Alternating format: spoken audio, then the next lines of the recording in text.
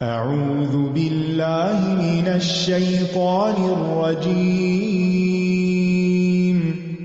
بسم اللہ الرحمن الرحیم الحمد للہ رب العالمین الرحمن الرحیم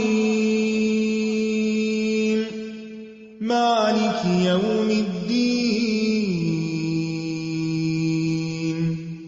إياك نعبد وإياك نستعين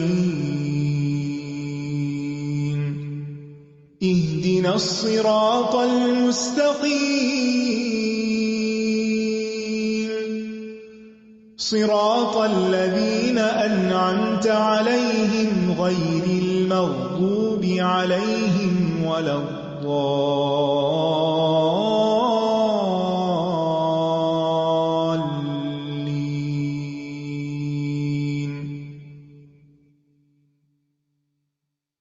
السلام علیکم ورحمۃ اللہ وبرکاتہ. نحمده ونصلی علی رسولہ الکریم اما بعد فاعوذ باللہ من الشیطان الرجیم بسم اللہ الرحمن الرحیم رب اشرح لی صدری ویسر لی امری واحلل عقدۃ من لسانی یفقہوا قولی. مثل الذین ينفقون أموالهم في سبيل الله كمثل حبة أنبتت 7 سنابل في كل سنبلة 100 حبة والله يضاعف لمن يشاء والله واسع عليم. تیسرے پارے سے سورۃ البقرہ کا آخری حصہ شروع ہوتا ہے جس میں خاص طور پر مالی معاملات سے متعلق گفتگو کی گئی ہے، یعنی توحید کے علاوہ. سورۃ البقرہ کی آیت نمبر 245 میں یعنی 245 میں انفاق کا ذکر ہے. انفقوا یا ایھا الذین آمنوا انفقوا، اے لوگو جو ایمان لائے ہو خرچ کرو. اب لوگوں نے خرچ کرنا شروع کیا تو یہاں پر خرچ کرنے کا سلیقہ سکھایا گیا کہ خرچ کیسے کرو، کہاں کرو، کیا فائدہ ہوگا. مزید خرچ کرنے پر ابھارا گیا ہے. اور کس طرح ابھارا گیا کہ مثل الذین ينفقون اموالهم فی سبیل اللہ، ان لوگوں کی مثال جو اپنے مال اللہ کے راستے میں خرچ کرتے ہیں. یہاں ایک مثال دی گئی ہے. مثال کیوں دی گئی؟ کیونکہ مثال سے بات زیادہ سمجھ میں آتی ہے. قرآن پاک میں اللہ تعالیٰ بہت سی باتیں مثالوں سے سمجھاتے ہیں. سورۃ العنکبوت آیت 43 میں آتا ہے وَتِلْكَ الْأَمْثَالُ نَضْرِبُهَا لِلنَّاسِ وَمَا يَعْقِلُهَا إِلَّا الْعَالِمُونَ. یہ مثالیں انہیں ہم لوگوں کے لیے بیان کرتے ہیں اور ان کو صرف علم والے ہی سمجھتے ہیں. یعنی جو علم حاصل کرے گا انہی کو سمجھ آئے گی کہ یہ کیا مثال ہے، اور پھر وہی غور و فکر کرے گا، وہی مشاہدہ کرے گا. ورنہ جس چیز کی مثال مثلاً یہاں مثال دی گئی ایک دانے کی اور اس کے اگنے کی، زمین میں چیزوں کا اگنا اول روز سے ہو رہا ہے اور یہ عمل بہت سے لوگ کرتے ہیں اور سامنے ہوتا ہے، لیکن اس عمل سے وہ کوئی سبق نہیں سیکھتے. مثلاً ایک عام شخص باغ میں جاتا ہے، باغ لگاتا ہے یا سیر کو جاتا ہے تو وہ باغ کو دیکھ کر کیا سوچتا ہے؟ کتنا بڑا ہو گیا، کتنا اور وقت رہتا ہے، کب کٹے گا، کتنا فائدہ ہوگا، کتنے پیسے ملیں گے، وغیرہ وغیرہ. لیکن ایک علم والا شخص، ایمان والا شخص جب باغ میں جاتا ہے تو وہ اگتے پودوں کو دیکھ کر کچھ اور بھی سوچتا ہے، کوئی اور سبق بھی لیتا ہے. تو یہاں علم والے اور بے علم شخص میں فرق ہو جاتا ہے، اور اس فرق کو خود آپ اپنی زندگی میں محسوس کریں گے کہ جب آپ کا قرآن سے تعلق نہیں تھا تو آپ چیزوں کو اور نظر سے دیکھتے تھے، اور قرآن پڑھنے کے بعد، علم آنے کے بعد آپ انہی چیزوں کو مختلف انداز سے دیکھتے ہیں. تو مثل الذین ينفقون اموالهم فی سبیل اللہ، ان لوگوں کی مثال جو اپنے مال اللہ کے راستے میں خرچ کرتے ہیں، یعنی شریعت کے بتائے ہوئے طریقوں کے مطابق، جائز جگہوں پر، حرام جگہوں پر نہیں، بدعات میں نہیں، اسراف نہیں، فضول خرچی نہیں، بلکہ اللہ کے حکم کے مطابق. سورۃ الفرقان میں آتا ہے والذین اذا انفقوا لم یسرفوا ولم یقتروا وکان بین ذلک قواما، وہ لوگ جب وہ خرچ کرتے ہیں یعنی رحمان کے بندے تو نہ وہ اسراف کرتے ہیں نہ بخل کرتے ہیں، اور ان کا خرچ ان دو انتہاؤں کے بیچ میں ہوتا ہے. تو جو مال اللہ کے راستے میں خرچ کیا جاتا ہے وہ پھر اللہ کی مرضی کے مطابق خرچ کیا جاتا ہے. اور دوسری بات یہ کہ وہ دکھاوا نہیں کرتے بلکہ خالص نیت سے کرتے ہیں، فی سبیل اللہ، اللہ ہی کی رضا کی خاطر. اور پھر انہیں یہ مثال سمجھا کر ایک طرح سے مشاہدہ کرایا گیا کہ دیکھو کس طرح تمہارا مال آخرت میں اجر و ثواب کے لحاظ سے بڑھے گا، جیسے دنیا میں تم کسی پودے کو بڑھتے اور پھلتے پھولتے دیکھتے ہو. اسی لیے فرمایا کم اصل، اسی طرح یعنی مشاہدہ کر لو، دیکھ لو، ایسا ہی ہوگا جیسے دنیا میں ہوتا ہے. کس طرح ہوتا ہے؟ جیسے ایک دانہ بویا جاتا ہے، حبۃ انبتت سبع سنابل، جس میں سے 7 بالیاں نکلتی ہیں، اور پھر فی کل سنبلۃ مئۃ حبہ، ہر بالی میں 100 دانے ہوتے ہیں، ہر بالی 100 دانے لاتی ہے، یعنی کثرت کے ساتھ اس میں بڑھوتری ہوتی ہے، زیادہ سے زیادہ پھل آتا ہے.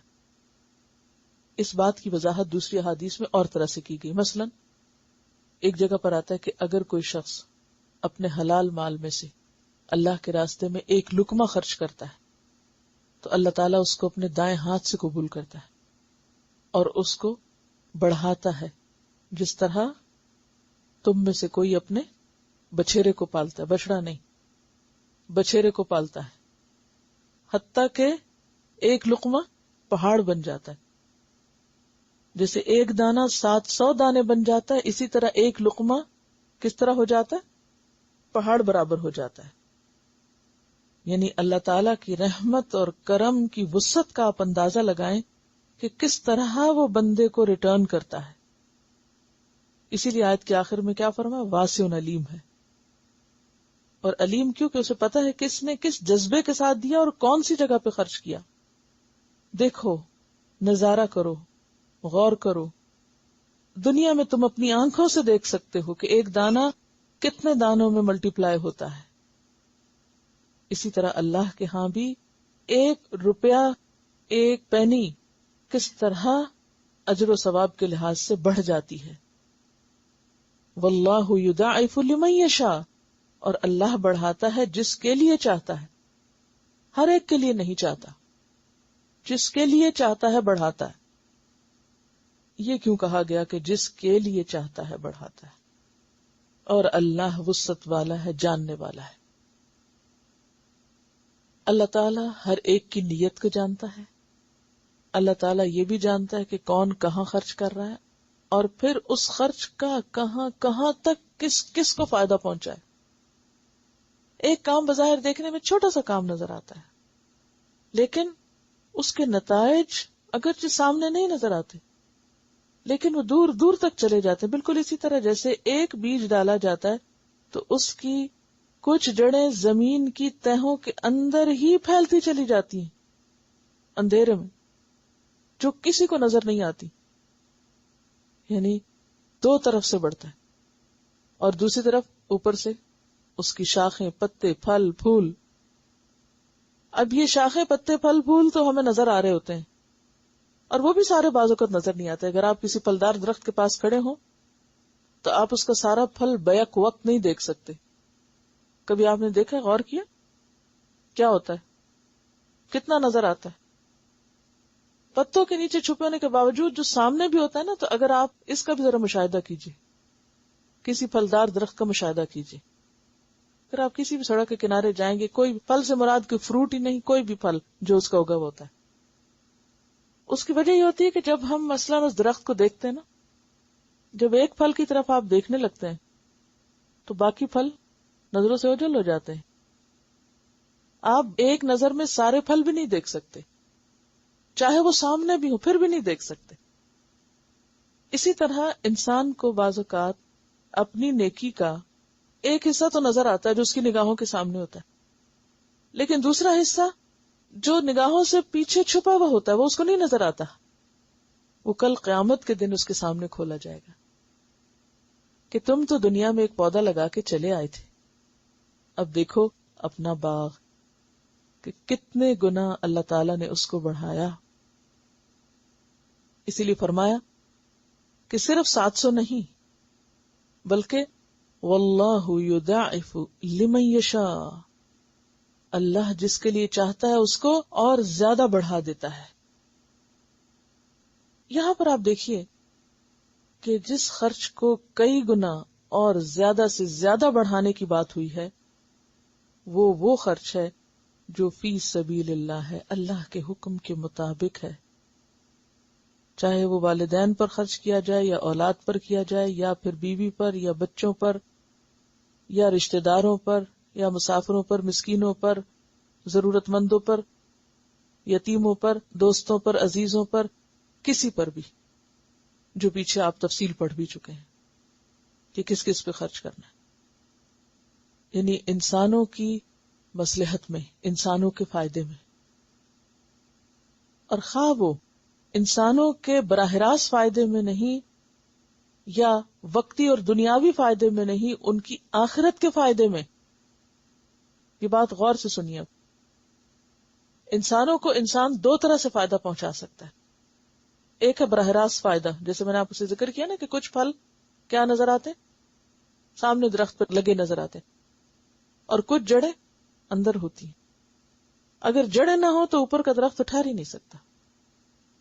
تو خرچ کرنے کے کچھ مقامات ایسے ہیں کہ جو بظاہر نظر نہیں بھی آتے، یا بظاہر ان کا اتنا فائدہ نظر نہیں آتا، یا فوری پھل آپ کو ریٹرن نہیں ملتا. مثلا اگر آپ کسی انسان کو کوئی چیز دیتے ہیں تو فوری ریٹرن کیا ہوتا ہے؟ نظروں سے تعریف، یا پھر زبان سے، یا اس کے رویے میں ایک کائنڈنس، کیئر. اب جب آپ کسی کو براہ راست اس کے ہاتھ میں نہیں دے رہے، انڈائریکٹلی دے رہے ہیں. انڈائریکٹلی کیا ہے؟ کسی ایسی جگہ پر خرچ کر رہے ہیں کہ جس کا فائدہ اسے بھی اور اس کے ساتھ اوروں کو بھی پہنچے گا. اور یہ کون سی جگہ ہے؟ اللہ کے دین کی ترقی میں خرچ کرنا. ایک شخص کے دل میں یہ خیال آنا کہ میں جا رہا ہوں دوسری جگہ، اور ان لوگوں کے لیے کچھ لے جائیں جن کو ہم جانتے بھی نہ ہوں. اب مثلاً اگر آپ براہ راست کسی کو کوئی ایک چیز مثلا کھانے کی دے دیتے ہیں، یہ بھی ثواب کا کام ہے. آپ اس کو کوئی استعمال کی چیز دے دیتے ہیں، یہ بھی اچھا ہے. لیکن یہ عام طور پر یہی رک جاتا ہے. نیت کے مطابق اس پر بھی اجر زیادہ ہوگا، لیکن عموماً اس کا سلسلہ یہی رک جاتا ہے. کیسے؟ آپ نے کسی کو کچھ کھانے کو دیا، اس نے کھایا، ختم کر دیا، اس کی جان بچ گئی، اس کو تسکین ہوئی، اللہ نے آپ کے لیے اجر لکھ لیا، بہت اچھا، ثواب کا کام ہے. لیکن جب آپ کسی کو ایک کتاب دے دیتے ہیں مثلا، یا کسی کو آپ تعلیم دیتے ہیں، یا کسی کو آپ کو ایسا اس کے لیے سبب پیدا کرتے ہیں کہ وہ علم حاصل کر سکے، جیسے میں نے آپ کو کہا نا کہ اموال میں گھر، مال، گاڑی، کھانا، کپڑا، روپیہ، استعمال کی چیزیں سب آتی ہیں. اموال میں صرف روپیہ پیسہ نہیں ہے. مثلاً آپ کسی کو اپنی گاڑی پر بٹھا کر یہاں تک لاتے ہیں تو یہ بھی کیا ہے؟ دراصل یہ بھی صدقہ ہے. اور یہ صدقہ کس میں ہے؟ فی سبیل اللہ. آپ کہاں لے کے جا رہے ہیں اس کو؟ علم حاصل کرنے. وہ جو کچھ سیکھتا ہے وہ آپ کی وجہ سے سیکھ رہا ہے. وہ جو کچھ کرتا ہے اور جو زندگی بھر کرے گا اس کے بعد، اس سارے میں آپ کا حصہ ہوگا. اگرچہ کھانا کھلانا بھی ثواب کا کام ہے، لیکن اس طریقے سے دوسرے کی مدد کرنا یہ کوئی معمولی کام نہیں ہے. اب یہ نظر نہیں آ رہا، سامنے نہیں نظر آ رہا. ہو سکتا ہے کہ ایک روٹین بن جائے یہ چیز نا، اور دوسرا شخص آپ کا شکریہ بھی ادا نہ کرے، لیکن آپ اپنے تثبیتا من انفسہم، اپنے اندر کے جماؤ کی وجہ سے مشکل ہونے کے باوجود یہ نیکی کیے چلے جا رہے ہیں کہ مجھے اللہ سے اجر لینا ہے. تو یہ سب کیا ہے؟ وہ اجر ملٹی پلائی ہونے لگتا ہے. مثلا الیکٹریسٹی میں کوئی حصہ ڈالا آپ نے، یا آپ نے کسی بھی چیز میں، حتیٰ کہ یہ جس پہ آپ رکھ کے لکھ رہے ہیں اس وقت، یا یہ میز ہے، یا یہ جس سے یہ اس وقت بولا جا رہا ہے، دیکھنے کو کیا ہے؟ یہ ایک آلہ ہے، لیکن اس کا جو استعمال ہے کہاں تک پہنچ رہا ہے. اب اس میں اگر کسی کا 1 روپیہ بھی لگا ہے اور خالص نیت سے لگا تو وہ ہے تو 1 روپیہ، لیکن جتنا جتنا اس 1 روپے سے آگے فروٹس آ رہے ہیں، یعنی ایک دانے سے جتنے آگے پھر پھل نکلے، ان سب تک وہ اجر جائے گا. اور ضروری نہیں کہ وقتی طور پر آج کے دن یا کل کے دن، جتنا عرصہ ہوتا رہے کوئی چیز استعمال ہوتی رہے.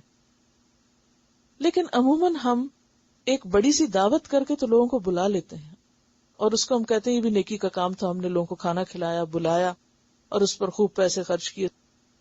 اللہ کرے سب کی نیت خالص ہو، لیکن بعض اوقات یہ بھی ہوتی ہے کہ ہم لوگوں سے بھی کچھ فائدہ اٹھا سکیں، یا یہ ہے کہ ہم تھوڑی سی اپنی شان بھی بتائیں کہ ہمارے پاس کتنا ہے. یہ نیتوں پر ڈیپینڈ کرتا ہے. میں کسی کی نیت پہ کوئی شک نہیں کر رہی، لیکن عمومی طور پر جو شیطان وسوسے ڈالتا ہے ان میں یہ چیزیں آتی ہیں. ایسے کاموں پر ہم عام طور پہ خرچ کر لیتے ہیں، کھانے پہ، دعوت پہ، کپڑے پہ، تحفے پہ، ڈائریکٹ پرسنل ریلیشن شپس پہ، ہم پھر بھی دوسروں پہ خرچ کرتے ہیں. لیکن ایسی جگہ خرچ کرنا کہ جس کو ہم پرسنلی جانتے بھی نہ ہوں، انڈائریکٹلی، خاموشی کے ساتھ کسی خیر اور بھلائی اور نیکی کے کام کو پروموٹ کرنے کے لیے. اور جیسا کہ میں نے سبیل اللہ کی وضاحت کی آیت نمبر 153 سورۃ الانعام سے کہ ان ھذا صراطی مستقیما فاتبعوہ ولا تتبعوا السبل، تو یہاں صاف مطلب سبیل کا دین بنتا ہے، اللہ کا دین، یعنی دین کی خدمت، دین کی تبلیغ، دین کی نشر و اشاعت، دین کا پھیلانا. یہ ساری چیزیں کس میں آ جاتی ہیں؟ فی سبیل اللہ میں آ جاتی ہیں. جب ہم کسی کو اس کی دنیاوی ضرورت کی کوئی چیز دیتے ہیں، یہ نیکی کا کام ہے، ضرور ہے، لیکن جب ہم کسی کی آخرت سنوارنے کی فکر میں لگ جاتے ہیں اور اس کے لیے خرچ کرتے ہیں، جب ہم کسی کو دین کی طرف لانے کے لیے خرچ کرتے ہیں تو ہم کیا کرتے ہیں؟ دراصل اس کی آخرت سنوارنے کے لیے فکر کر رہے ہوتے ہیں، یا نہیں؟ تو جب ہم کسی کی آخرت سنوارنے کی فکر کریں گے تو کیا ہماری آخرت نہ سنورے گی؟ یہی چیز دراصل تثبیت پیدا کرتی ہے، ثابت قدمی انسان کے اندر، دل کا جماؤ کہ مجھے کسی سے کوئی بدلہ نہیں چاہیے، مجھے کسی سے کوئی تعریف نہیں چاہیے، کوئی شکریہ نہیں چاہیے، کسی قسم کی کوئی اپریسیشن نہیں چاہیے، کوئی انکریجمنٹ نہیں چاہیے. جس کے لیے میں کر رہی ہوں اسی سے سب کچھ چاہیے، کیونکہ سب سے زیادہ تو بدلہ وہی دے سکتا ہے نا، انسان کیا دے سکتے ہیں. اسی لیے ہم دیکھتے ہیں کہ بعض روایات میں آتا ہے کہ یہ آیت نازل ہوئی تھی اس وقت جب حضرت عبد الرحمن بن عوف ایک موقع پر 4000 درہم اللہ کے رسول صلی اللہ علیہ وسلم کے پاس ایک جنگ کے موقع پر لے کر آئے. اس وقت آپ صلی اللہ علیہ وسلم نے پوچھا کہ پیچھے کیا چھوڑا؟ کہنے لگے جتنا لائے ہوں اتنا پیچھے چھوڑا. تو آپ نے دعا دی کہ یا رب عبد الرحمن بن عوف کو اس میں برکت دے جو پیچھے چھوڑ کر آیا. یہ نہیں کہا اچھا پیچھے بھی چھوڑ رہے، نہیں، دعا دی کہ جو پیچھے چھوڑ کے یا اللہ اس میں بھی برکت دے. اور اسی طرح اسی موقع پر حضرت عثمان رضی اللہ تعالیٰ عنہ نے 1000 دینار جنگ تبوک کے موقع پر خرچ کیے تھے، اللہ کے راستے میں دیے تھے، کیونکہ دین کی حفاظت کا وقت تھا. تو آپ صلی اللہ علیہ وسلم کی گود میں وہ دینار تھے جو وہ لائے نا 1000، تو انہوں نے گود میں ڈالے. ظاہر باکسز نہیں تھے اور نئی چیزیں ایسی نہیں تھی، کبھی چادر پر ڈالے جاتے تھے، کبھی گود میں ڈالے جاتے تھے، کبھی کسی طرح. آپ صلی اللہ علیہ وسلم خوشی سے وہ دینار الٹ پلٹ کر رہے تھے، یعنی بہت خوش تھے، اور فرمایا آج کے بعد عثمان جو عمل بھی کرے اس کو نقصان نہیں. آپ نے دعا دی اے اللہ عثمان کی آج کے دن کی قربانی فراموش نہ کرنا، نہ بھولنا، عثمان کو اس کا اجر دینا. جہاں تک حضرت عبد الرحمن بن عوف کا تعلق ہے، میں چند موٹی موٹی باتیں اس میں سب شیئر کرنا چاہوں گی، کیونکہ عبد الرحمن بن عوف کا کردار خرچ کرنے والوں میں ایک زبردست کردار ہے، زبردست کردار. چند ایک باتیں میں آپ کو یاد دہانی کے طور پر سنانا چاہوں گی، آپ کے ساتھ شیئر کرنا چاہوں گی. عبد الرحمن بن عوف نے حضرت ابوبکر صدیق کے 2 دن بعد اسلام قبول کر لیا تھا. اسلام قبول کرنے والوں میں سے بھی سبقت کرنے والوں میں. حبشہ کی طرف بھی ہجرت کی، پھر مدینہ کی طرف بھی ہجرت کی. یہ وہی ہیں جن کو ان کے ساتھی سعد بن ربیع نے، جو مدینہ کے مالدار ترین لوگوں میں سے تھے، جن کے پاس 2 باغ تھے اور 2 بیویاں تھیں. تو انہوں نے حضرت عبد الرحمن بن عوف کو کہا تھا کہ ایک باغ جو پسند ہے لے لو، اور میری بیویوں میں سے جو تمہیں پسند ہے تو میں اسے طلاق دیتا ہوں، تو مجھ سے نکاح کر. تو انہوں نے کہا اللہ آپ کے مال اور اولاد اور گھر والوں میں برکت ڈالے، دلونی علی السوق، مجھے بازار کا راستہ دکھاؤ. اس کے بعد انہوں نے جب تجارت شروع کی تو اس میں بے تحاشا نفع ہوا، اور یہ مدینہ کے مالدار ترین لوگوں میں شمار ہونے لگے. اسی لیے مختلف جنگوں کے موقع پر ہمیشہ یہ بہت بڑا سرمایہ لے کر آئے جو ان کے پاس تھا، اور خاص طور پر جنگ تبوک کے موقع پر. اور صرف مال سے جہاد نہیں کرتے تھے، جان کے ساتھ بھی کرتے تھے، خود بھی حاضر ہوتے تھے. بعض لوگ ہوتے ہیں نا، مال بھجوا دیتے ہیں، اچھا یہ ہماری طرف سے فلاں کام میں لگا دیں، اور خود نہیں کبھی حاضر ہوں گے. لیکن عبد الرحمن بن عوف جنگ احد میں ان صحابہ میں سے تھے کہ جب یہ چٹان کی طرح کھڑے تھے حضور صلی اللہ علیہ وسلم کا دفاع کرنے کے لیے. اور جب جنگ احد ختم ہوئی تو ان کے جسم پر 20 سے زیادہ گہرے نشان تھے زخموں کے. 20 سے زیادہ گہرے زخم تھے، چھوٹے چھوٹے تو کئی ایک تھے. بہرحال حضرت عبد الرحمن بن عوف ان لوگوں میں سے ہیں جو نبی صلی اللہ علیہ وسلم کی وفات کے بعد ازواج مطہرات کے گھریلو اخراجات کا بوجھ اٹھائے ہوئے تھے. یعنی ازواج مطہرات کی جو ذاتی ضروریات ہوتی تھی، ان ضروریات کو عبد الرحمن بن عوف پورا کیا کرتے تھے. جب حج کے لیے ارادہ کرتی ازواج مطہرات میں سے کوئی تو ان کے لیے سواری کا انتظام کرتے تھے، اور ہودج پر سبز رنگ کا بہت ہی عمدہ کپڑا ڈلواتے تھے.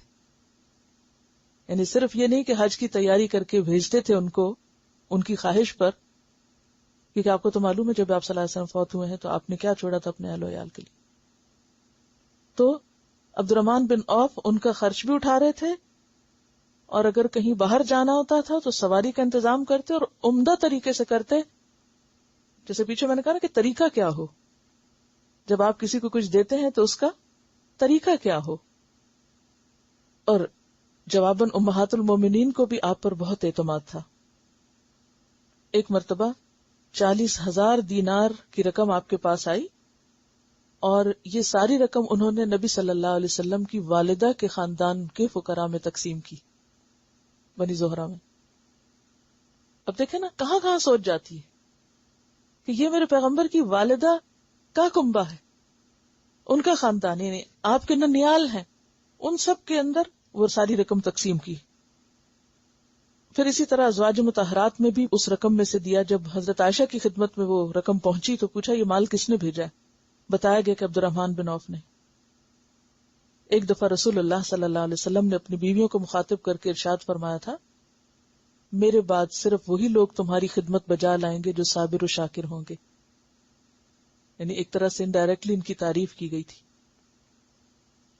ایک موقع پر 1500 اصیل گھوڑے مجاہدین کے لیے خریدے، اور پھر جب فوت ہونے لگے تو وصیت لکھوائی کہ اہل بدر میں سے جو بھی زندہ ہو ان میں سے ہر ایک کو 400 دینار میرے مال میں سے دیے جائیں، کیونکہ ان کی قربانی بہت بڑی ہے.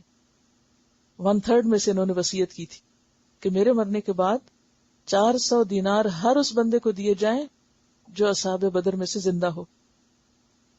یہ بھی لکھوایا کہ امہات المومنین میں سے ہر ایک کو میری جائیداد میں سے وافر حصہ دیا جائے، کیونکہ زندگی میں تو خود خیال رکھتے تھے، جب فوت ہونے لگے تو ان کا حصہ لکھوا کے گئے. ام المومنین حضرت عائشہ ان کے حق میں اکثر یہ دعا کرتی تھیں، یا اللہ عبد الرحمن بن عوف کو جنت کے ٹھنڈے میٹھے چشمے سلسبیل سے پانی پلانا. اس کے باوجود ان کے وارثوں کے لیے اتنا مال باقی بچا تھا کہ 1000 اونٹ، 400 گھوڑے، 3000 بکریاں، یعنی یہ سب باقی بھی تھا 1/3 کے بعد. اور انہوں نے ورثاء میں جو سونا اور چاندی تقسیم کیا تو کہتے ہیں کہ اس کو کاٹنے کے لیے ہتھوڑوں کو استعمال کیا گیا، یعنی جب تقسیم ہو رہا تھا، اور کاٹنے والوں کے ہاتھ زخمی ہو گئے. یعنی اتنا مال تھا ان کے پاس. اس سے وہ بات بھی پتہ چلتی نا کہ دینے سے کبھی کم نہیں ہوتا. انہوں نے جتنا بھی دیا اللہ نے لوٹایا. اور حالت سادگی کی کیا تھی کہ جب لوگ انہیں ان کے غلاموں کے بیچ میں دیکھتے تھے تو کوئی نہیں پہچانتا تھا کہ عبد الرحمن بن عوف کون ہے. یعنی منن ولا اذا والی کیفیت نہیں تھی. دینے کے بعد یہ اپنے آپ کو کوئی بیچ میں نمایاں یا بڑی چیز نہیں ظاہر کرتے تھے، انہیں کے اندر سے ایک لگتے تھے. ایک روز آپ کی خدمت میں کھانا پیش کیا گیا، روزہ تھا، افطار کا وقت قریب تھا، پرتکلف کھانا تھا. تو مصعب بن عمیر کو یاد کیا کھانا دیکھ کے، کہنے لگے وہ مجھ سے کہیں بہتر تھے. آج ہی آپ دیکھیں مصعب بن عمیر جو مدینہ میں آپ سے پہلے آئے تھے اور قرآن کی تعلیم دے رہے تھے. ہمارے پاس کفن کے لیے صرف اتنا کپڑا تھا کہ ان کا سر ڈھانپتے تو پاؤں ننگے ہو جاتے، پاؤں ڈھانپتے تو سر ننگا ہو جاتے. بہرحال ان کی جب وفات ہوئی تو سعد بن ابی وقاص نے لحد میں اتارا اور حضرت عثمان غنی نے ان کی نماز جنازہ پڑھائی. حضرت علی نے ان کے بارے میں فرمایا جو فوت ہو گئے، اے عبد الرحمن تو نے کھرے سکے حاصل کیے، کھوٹے سکے مسترد کر دیے. یعنی دنیا کا مال کیا؟ کھوٹا سکہ. یہ کھرا کب ہوتا ہے؟ جب اللہ کے راستے میں انسان بغیر احسان جتائے اور بغیر کسی اذیت کے خرچ کر دے. اور صحابہ کرام کی اکثریت نے اسی طرح فی سبیل اللہ دین کو اسٹرانگ کرنے میں، اسٹرینتھن کرنے میں مال خرچ کیا تھا. اسی وجہ سے آپ دیکھتے ہیں کہ پھر دین صرف مکہ میں نہیں رہا، مدینہ میں نہیں رہا، مشرق و مغرب میں پھیل گیا. آج مسلمان ملکوں میں بھی اسلام نظر نہیں آتا. کیوں؟ اس لیے کہ اپنی ذات پہ خرچ کرنے کے لیے بہت ہے، اپنی عیش و عشرت کے لیے، اپنے کھانے پینے کے لیے، اپنی سیر و تفریح کے لیے. لیکن دین کی تبلیغ، دین کی تعلیم اور دین کو پھیلانے اور عام کرنے کے لیے خرچ کرنے کو اپنی ذمہ داری ہی نہیں سمجھتے، جبکہ اس کا اجر اتنا بے پناہ ہے، اتنا بے پناہ کہ ایک آپ کا دیا ہوا دانہ معلوم نہیں کہ کہاں کہاں تک اس کے اثرات جائیں. واللہ یضاعف لمن یشاء، یہ اللہ پہ چھوڑ دیا گیا معاملہ کہ جس کے لیے جتنا چاہے بڑھائے. اور وہ کس کے لیے بڑھائے گا؟ جو جتنے شوق سے اور جتنے احسن اور خوبصورت طریقے سے خرچ کرے گا. مسند احمد کی ایک روایت ہے، جو اپنی بچی ہوئی چیز بھی، یعنی ایک تو یہ اپنا اصل مال میں سے اور ایک ہے بچے ہوئے چیزوں میں سے، بچے ہوئے مال میں سے، یعنی آپ کی کل لف زیادہ ضرورت. جو شخص اپنی بچی ہوئی چیز بھی اللہ کی راہ میں دیتا ہے اسے 700 کا ثواب ملتا ہے، اور جو اپنی جان پر، اپنے اہل و عیال پر خرچ کرے اسے 10 گنا. بیمار کی عیادت کا ثواب بھی 10 گنا ہو کر ملتا ہے. یعنی من جاء بالحسنۃ فلہ عشر امثالھا، تو وہ کہاں ہے جیسے خود پہ، اپنی ضروریات پہ یا اپنے بچوں بیوی کی ضروریات پر. لیکن جب انسان فی سبیل اللہ دیتا ہے تو 700 گنا. ایک اور روایت میں 1 کے بدلے 2 کروڑ کا لفظ بھی آتا ہے، اور ایک آیت میں اجرہم بغیر حساب کا لفظ بھی آتا ہے، یعنی بے حساب اجر بھی اور گنتی کے ساتھ بھی. اب یہ ہر ایک کا معاملہ فرق ہے. اللہ تعالیٰ جس کو جتنا چاہے دے، وہ جانتا ہے کہ واللہ واسع، واسع ہے، اس کے پاس اتنا ہے دینے کو، اتنا ہے دینے کو کہ سب کو وہ سب کچھ دے دے جتنا کوئی چاہتا ہے تو بھی اس کے خزانوں میں کمی نہیں ہوتی. یہ ہے واسع. اور علیم، اس کو پتا ہے کس نے کیا دیا ہے اور کس کو کتنا بدلہ ملنا چاہیے. اور یہ ہر شخص کا معاملہ اپنے رب کے ساتھ ہے. الذين ينفقون أموالهم في سبيل الله ثم لا يتبعون ما أنفقوا منا ولا أذى لهم أجرهم عند ربهم ولا خوف عليهم ولا هم يحزنون.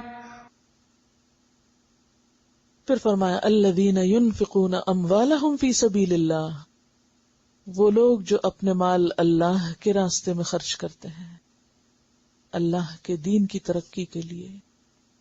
ثم لا يتبعون ما انفقوا منا ولا اذى، پھر جو بھی انہوں نے خرچ کیا اس کے پیچھے من و اذا نہیں لاتے، دے کے احسان نہیں جتاتے، دے کے دکھ نہیں دیتے، لوگوں میں بیٹھ کے تبصرے اور تذکرے نہیں کرتے کہ ہم نے فلاں پر فلاں جگہ فلاں چیز میں اتنا خرچ کیا. یعنی جو کچھ وہ دیتے ہیں کسی کو نہیں پتا ہوتا کہ کس تک گیا، کہاں پہنچا. یعنی نہ سامنے دکھ دیتے ہیں اور نہ پیچھے سے. وہ اپنے رویے اور معاملے میں بھی کوئی فرق نہیں لاتے، کیونکہ من و اذا اجر کو ضائع کر دیتا اور اخلاص کے منافی ہے. کیونکہ جو اللہ کے لیے دیتا ہے وہ بھلا انسانوں پہ احسان کیوں جتائے گا، اور وہ دکھ کیوں دے گا، وہ بد زبانی کیوں کرے گا، بد اخلاقی کیوں برتے گا. اب سوال یہ پیدا ہوتا ہے کہ اگر کوئی شخص کسی کو دے اور وہ پھر احسان بھی جتائے، تو جس پہ احسان جتایا جا رہا ہے یا جس کو دکھ دیا جا رہا ہے اس کو کیا کرنا چاہیے؟ اس کے پاس دو راستے ہیں. ایک تو یہ کہ خاموشی اختیار کرے اور پی جائے اپنی بے عزتی، جو سامنے بھی بے عزتی کرتا ہے پیچھے بھی کرتا ہے دینے کے بعد، احسان کرنے کے بعد. دوسرا یہ کہ جو اس نے دیا اس کو واپس لوٹائے کہ یہ تم رکھ لو. یہاں تک منع کیا گیا ہے کہ کسی کو دینے کے بعد اگر تم سمجھو کہ اسے کسی بھی طرح محسوس ہو رہا ہے تو ہر اس چیز کو چھوڑ دو جو اس کو احساس دلانے والی ہو کہ تم نے اس پہ خرچ کیا یا اس کو کچھ دیا ہے.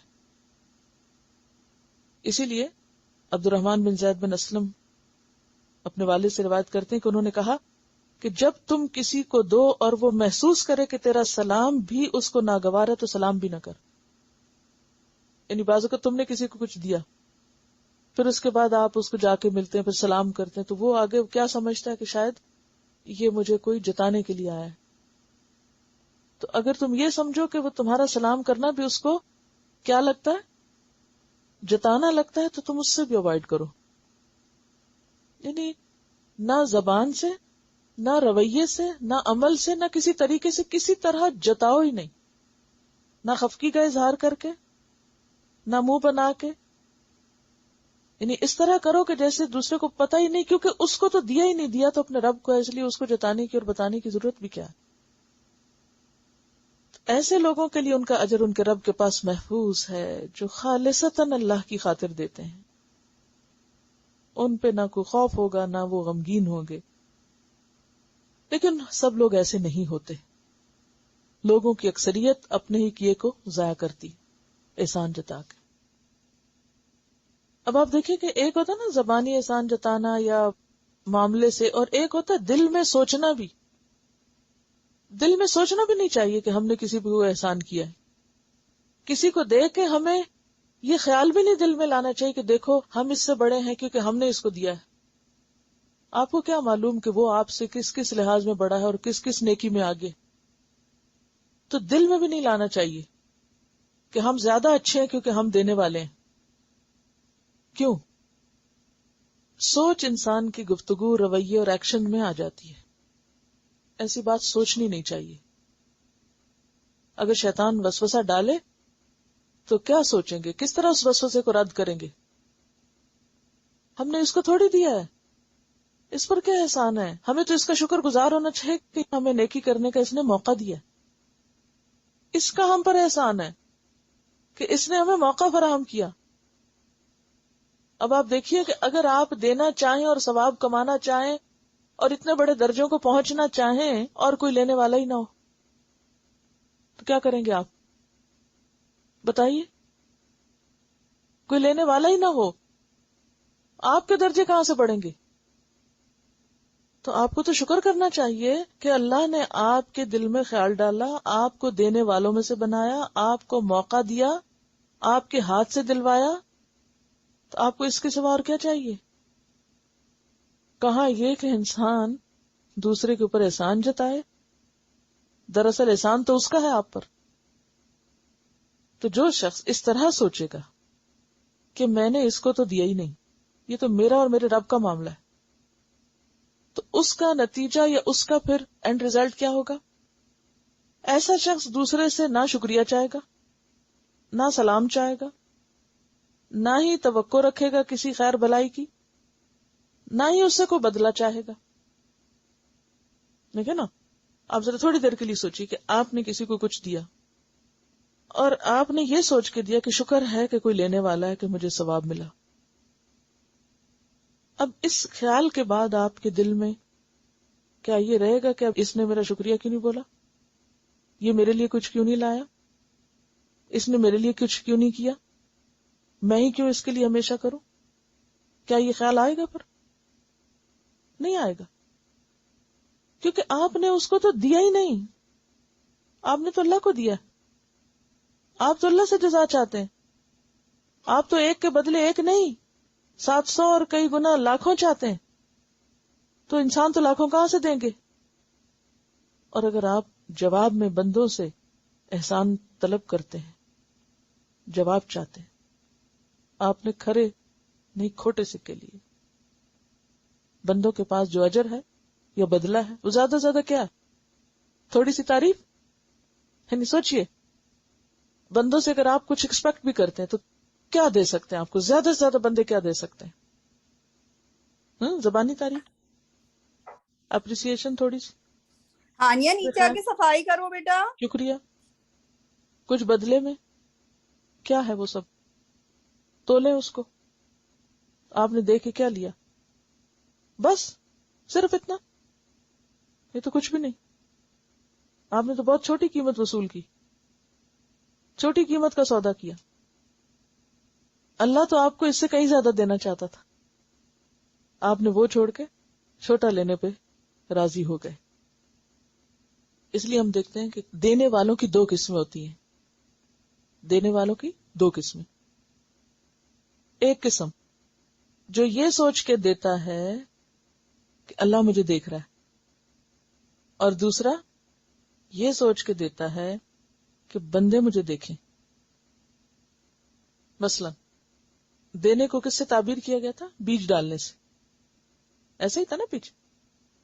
تو کوئی بیج ڈال رہا ہے، وہ چھپا رہا ہے زمین میں، اور اللہ نے دیکھ لیا کہ اس نے ڈالا، اور کچھ انتظار میں رہتے ہیں اور بیج اچھالتے رہتے ہیں ہاتھ پہ، کوئی دیکھ لے مجھے کہ میں کیا کرنے والا ہوں، اور اس کے بعد وہ زمین میں ڈالتے ہیں. تو کسی نے بیج ڈالا کہ بندے دیکھیں، اور کسی نے ڈالا کہ وہ دیکھے، اور وہ زمین کی تہوں میں بھی دیکھ لیتا ہے.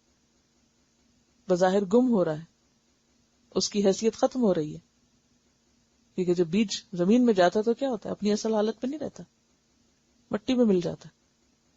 تو وہ مٹی میں مل کے ضائع نہیں ہوتا. دنیا میں بھی بظاہر وہ پھل لانے والا ہے. نیکی کا بدلہ دنیا میں بھی نیکی کی شکل میں آتا ہے. هل جزاء الاحسان الا الاحسان. اور وہ جو ظاہری اوپر پودا آیا تھا، صرف وہی نہیں، اس کی تو جڑیں بہت دور تک. وہ کل کھول کے آپ کے سامنے رکھا جائے گا، اور وہ بھی ملنے والا ہے.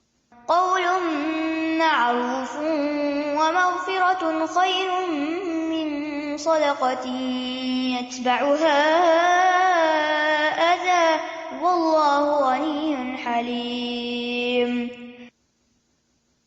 اب یہاں یہ بھی سکھایا گیا کہ دیکھو، قول معروف، بھلی بات کرنا، اچھی بات کرنا، ومغفرۃ، اور دوسرے کا قصور معاف کر دینا، خیر من صدقۃ یتبعها اذی، اس صدقے سے بہتر ہے جس کے پیچھے اذیت. واللہ غنی حلیم، اور اللہ بے نیاز ہے، بردبار ہے. کیا معنی ہے اس کا؟ بعض اوقات انسان سے جب کوئی لینے کے لیے آتا ہے، کوئی مانگنے کے لیے آتا ہے، تو انسان کے پاس نہیں ہوتا، اسے شرم آتی ہے، یا وہ اریٹیٹ ہوتا ہے کہ کسی نے مانگا کیوں مجھ سے. تو وہ کہتا ہے جاؤ بھائی معاف کرو، یا منہ سے، یا رویے سے، یا ماتھے پہ بل ڈال کے، یا لہجے میں، یا آواز میں. تو یہ سارے رویے کیا ہیں؟ دوسرے کو تکلیف دینے والے. تو قول و معروف کیا ہے؟ ہنستے ہوئے بات کرنا، اچھے سے بات کرنا، نرمی سے بات کرنا. مثلا کہہ دینا انشاءاللہ اللہ نے برکت دی، یہ کام کر رہے ہیں، کچھ آیا تو آپ کا بھی حصہ اس میں ہے، وہ آپ ہی کا ہے. کوئی اچھی بات کر دینا، بھلے اس وقت نہ دے انسان کیونکہ ہے نہیں اس کے پاس، آسان بات کر دو، دوسرے کو سمجھا دو کہ بھی اس وقت نہیں ہے، لیکن اذیت نہ دو. وَمَغْفِرَةٌ، بعض اوقات مانگنے والے کا انداز ایسا بھونڈا ہوتا ہے، بعض اوقات آپ دے چکتے ہیں، لینے کے بعد دوسرا شخص آپ سے ایسی بدتمیزی کرتا ہے کہ آپ ہرٹ ہو جاتے ہیں، اریٹیٹ ہو جاتے ہیں. ایسے میں معاف کرنا اگرچہ بڑا مشکل ہے، جیسے سورۃ الشورى میں آتا ہے وَلَمَنْ صَبَرَ وَغَفَرَ إِنَّ ذَلِكَ لَمِنْ عَزْمِ الْأُمُورِ، کہ جس نے صبر کیا اور معاف کر دیا تو یہ بڑی ہمت کے کاموں میں سے ہے. اور سورۃ شورى کی آیت 40 میں آتا ہے فَمَنْ عَفَا وَأَصْلَحَ فَأَجْرُهُ عَلَى اللَّهِ، تو جس نے معاف کر دیا اور اصلاح کر دی تو اس کا اجر اللہ کے ذمہ ہو گیا. تو ایسے موقع پر کچھ دے کے اذیت دینا، احسان جتانا، اس سے بہتر ہے کہ انسان نہ دے، ٹال دے دوسرے اور اچھی بات کر دے. اور دینے کے بعد اگر کوئی تکلیف دے، ہرٹ کرے، تو اس کو انسان معاف کر دے، اس کا ذکر نہ کرے. ورنہ عام طور پر آپ دیکھیں لوگوں کی گفتگو کیا ہوتی ہے، میں نے فلاں کے ساتھ اتنا کیا، اتنا کیا، اتنا کیا، دیکھو اس نے میرے ساتھ کیا کیا. خاص طور پر شوہر یا اپنی اولاد. ہم سمجھتے ہیں ان کی باتیں اور برائیاں کرنا تو بالکل 100% جائز ہے. گھر سے باہر دوسرے لوگوں کے لیے تو ہم عام طور پر پھر بھی تھوڑا لحاظ کر ہی جاتے ہیں، لیکن گھر والوں کا لحاظ نہیں کرتے. ایک کو شکایت، دوسرے کو شکایت، تیسرے کو شکایت، چوتھے کو شکایت. قول معروف ومغفرۃ خیر من صدقۃ یتبعها اذی، اچھی بات، بھلی بات اور دوسرے کا قصور معاف کر دینا اس صدقے سے بہتر ہے جس کے پیچھے اذیت ہو، اور اللہ بے نیاز ہے، بردبار ہے. اب دیکھیے کہ اچھی بات کو تشبیہ دی گئی ایک مثال میں برف سے. جب برف گرتی ہے تو کیسے گرتی ہے؟ کیسے گرتی؟ قول معروف، بھلی بات برف کی طرح ہوتی ہے.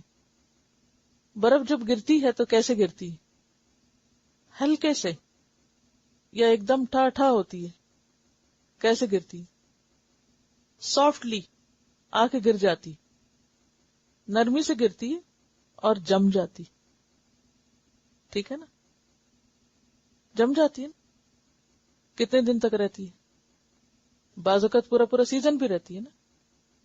گری آرام سے، جمی دیر تک، اور پگھلی ایک دم آہستہ آہستہ، اور پگھل کے بھی جذب ہو جاتی ہے زمین کے اندر. پھر وہ زمین کیسی ہوتی ہے؟ زرخیز اور نرم، بہترین. اس میں تھوڑا سا بھی کچھ ڈالے بہت کچھ اگ جاتا ہے. پانی نہ بھی ہو تو تل ہی کافی ہے. تو قول معروف کیسی بات ہوتی ہے؟ یعنی اگر کبھی نصیحت کرنا ہو کسی کو تو برف کی مثال یاد رکھے. کیسے کرے؟ آہستہ آہستہ. بچوں کو کیسے نصیحت؟ تھوڑے تھوڑے، آہستہ آہستہ، تاکہ وہ جم جائے. یہ نہیں ادھر سے آپ چیخے چلائے اور ادھر سے گئی اڑی ہوا میں بات، ایک کان میں ڈالی اور دوسرے میں نکلی. یہ قول معروف نہیں ہوگی. آہستہ آہستہ تاکہ وہ جم جائے، اور پھر آہستہ آہستہ ان کی شخصیت کے اندر حصہ بن جائے، نہ کہ وہ ایک پھوار کی طرح آئی اور اڑی اور گئی. اب یہاں پر یہ فرمایا کہ اچھی بات اور معاف کرنا صدقے سے بہتر ہے. اس کا یہ مطلب نہیں کہ انسان صدقہ کرے نہ. نہیں، مجھے تو اپنے آپ پہ کنٹرول ہی نہیں، مجھے لگتا ہے میں تو بس ضرور کوئی بات کر دوں گی اور صدقہ ضائع ہو جائے گا، اس لیے بہتر یہ ہے کہ صدقہ نہ کروں. یہ ہے اس کا معنی؟ یہ نہیں ہے اس کا معنی. حدیث میں آتا ہے ہر مسلمان کے لیے صدقہ دینا ضروری ہے. یعنی یہ جو صدقے کی باتیں ہو رہی ہیں صرف چند مالدار لوگوں کے ذمے نہیں، ہر ایک پر لازم ہے، ہر ایک پر. صحابہ نے عرض کیا جس کے پاس کچھ نہ ہو، آپ نے فرمایا وہ ہاتھ سے محنت کرے. خود بھی فائدہ اٹھائے اور خیرات بھی کرے، خود سے کچھ کام کر لے۔ عرض کیا اگر یہ بھی نہ ہو سکے، بالکل معذور ہے ایک شخص، وہ ہاتھ اٹھا ہی نہیں سکتا، کوئی کام نہیں کر سکتا، اس وقت فرمایا کہ اچھی بات پر عمل کر لے، بری بات سے پرہیز کرے، یہ بھی اس کے لیے صدقہ ہے۔ یعنی خود کو برائی سے بچا کے رکھنا بھی کیا ہے، اپنے اوپر صدقہ ہے۔ ایک اور جگہ پر آتا ہے کہ آگ سے بچو خواہ کھجور کا ایک ٹکڑا ہی صدقے میں دے کر۔ تو اس آیت کا کوئی الٹا مطلب نہ لے کہ چونکہ میری عادت اچھی نہیں، میں تو بولی جاتی ہوں اس لیے مجھے تو صدقہ نہیں کرنا۔ نہیں، صدقہ کرتے کرتے کیا ہوگا، عادت بھی کنٹرول ہو جائے گی۔ صدقہ دراصل کیا ہے، زکوٰۃ کیا ہے، برائیوں کو دور کرنے کا ذریعہ بھی۔ دینے سے انسان کے اندر اعلیٰ اخلاق کی نشو نما ہوتی ہے، بخل سے نہیں ہوتی اعلیٰ اخلاق کی نشو نما۔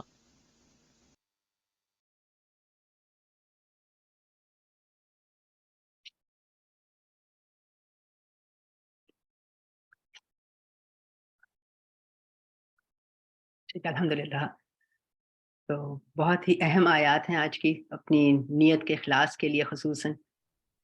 تو آپ اگر سوچیں تو بہت ساری چیزیں ہیں جس میں ہم اپنے آپ کے اپنی تربیت کر سکتے ہیں، اپنے آپ کو یعنی اپنا اندر جائزہ لینا چاہیے ہم سب کو کہ کسی عمل کو بھی انجام دینے کے لیے ہماری جو پہلے نیت ہے وہ کیا ہوتی ہے۔ اور اگر آپ دیکھیں یہاں جو مثال دی گئی ہے کہ ایک بیج کے بونے کی، جب بیج انسان بو دیتا ہے تو پھر اس کو پتہ نہیں ہوتا کہ اب یہ نکلے گا کہ نہیں نکلے گا، اور ایک طرح سے اگر آپ دیکھیں تو وہ مٹی میں گمسا ہو جاتا ہے، بس پھر اللہ بھی چھوڑ دیتے ہیں کہ اس میں سے کچھ ہمیں پھل ملے گا اور فائدہ ہوگا کہ نہیں۔ تو اسی طرح جب انسان خالصتاً اللہ کے لیے کوئی عمل کرتا ہے، اور خصوصاً یہاں پہ انسان کا انفاق کی بات ہوئی، فی سبیل اللہ خرچ کرنے کی بات ہوئی، تو جب انسان دے دیتا ہے اللہ کے راستے میں، اپنے مال دے دیتا ہے، کوئی بھی اپنی پیاری چیز دے دیتا ہے، تو پھر وہ چیز اس کے ہاتھ سے چلی جاتی ہے، اور بظاہر اس کے پاس اب وہ چیز نہیں رہی، لیکن جب اللہ پہ بھروسہ ہو، جب آخرت پہ بھروسہ ہو، جب اللہ سے اجر کی یقین ہو، تو پھر انسان کا دل جو ہے وہ مطمئن ہوتا ہے کہ میں نے اللہ کے لیے دیا ہے اور اس کا اجر بھی میرے لیے لکھا گیا ہے، اللہ کے پاس محفوظ ہے، اور اس کا پھل بھی مجھے ملے گا اس دنیا میں بھی اور آخرت میں بھی، کیونکہ جب ہم بیج بوتے ہیں تو اس دنیا میں بھی پھل ملتا ہے، اس کا جو پھل ہوتا ہے وہ دنیا میں بھی انسان کو ملتا ہے اور پھر آخرت میں بھی ملتا ہے۔ اور اس سے ہمیں یہ بھی پتہ چلتا ہے، یہ جو آیات ہم پڑھ رہے ہیں، کہ چھوٹی سے چھوٹی چیز بھی جو ہے نا وہ صدقہ میں دینا جو ہے اس کو حقیر نہیں سمجھنا چاہیے، کیونکہ اگر نیک نیتی سے کوئی چیز کی گئی ہے، نیک نیتی سے کوئی چیز دی گئی ہے، تو اللہ سبحانہ و تعالیٰ اس کو بہت بہت بہت بڑھا دیتے ہیں۔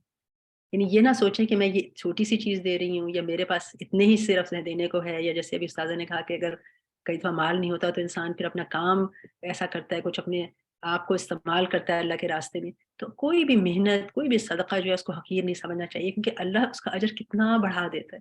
جیسے کہ ہم دیکھ رہے ہیں کہ ایک بیج سے 7 جو بالیاں نکلتی ہیں، اور ہر بالی میں پھر 100 بیج نکل آتے ہیں، اور 700 تو کم سے کم ہے، یہ تو صرف ایک یعنی اندازے کے لیے انسان کو بتایا گیا۔ اللہ یضاعف لمن یشاء، اللہ چاہے تو اس کو بہت بہت بڑھا دے، انسان کی کوشش کے حساب سے، انسان کی نیت کے حساب سے، اور کس طرح مال کمایا تھا، کتنی یعنی پاکیزگی ہے اس کے مال کے کمانے میں بھی، ان ساری چیزوں کو اللہ سبحانہ تعالیٰ دیکھتے ہیں اور اس کو بڑھا دیتے ہیں۔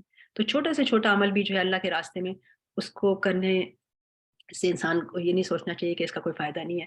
جہاں موقع ملے نیکی کرنے کا، جہاں موقع ملے اللہ کے راستے میں خرچ کرنے کا، انسان کو چاہیے کہ وہ موقع ہاتھ سے نہ جانے دے، اور اسی طرح دینے کے بعد ساتھ جو صدقہ ہے اس کو ضائع نہیں کرنا چاہیے، جیسے کہ ہم یہاں پڑھ رہے ہیں کہ من اور اذا جو ہے وہ ضائع کر دیتا ہے، یعنی احسان جتانا، دوسرے کو اذیت پہنچانا کسی طرح سے بھی، ڈائریکٹلی انڈائریکٹلی، یہ انسان کا جو صدقہ ہے اس کو ضائع کر دیتا ہے۔ اس سے انسان کو بچنا چاہیے، اور نیک نیتی اچھی جگہ پر خرچ کرنا، جو چیز جگہ اللہ کو پسند ہیں، دین کے راستے میں خصوصاً خرچ کرنا، اچھے طریقے سے کرنا، یہ صدقہ کا درجہ جو ہے وہ بڑھا دیتا ہے۔ تو اس کے متعلق ہمیں ضرور سوچنا چاہیے کہ ہماری نیت کیسی ہوتی ہے، ہمارا عمل کیسا ہوتا ہے، اور خرچ کرنے سے پہلے سوچیں بھی کہ کون سی جگہ ہے جہاں پہ اللہ کی خوشنودی سب سے زیادہ ہے، کون سی جگہ ہے جہاں پہ مجھے خرچ کرنے میں یعنی اللہ جو ہے اس کی رضا حاصل ہوگی، اور ضرورت بھی دیکھنی ہوتی ہے، کئی جگہ بہت ضرورت ہوتی ہے تو وہاں پہ خرچ کریں. اور اللہ کا کیا پھر وعدہ ہے کہ لہم اجرہم عند ربہم ولا خوف علیہم ولا ہم یحزنون. چلیے تفسیر کی طرف آتے ہیں واپس.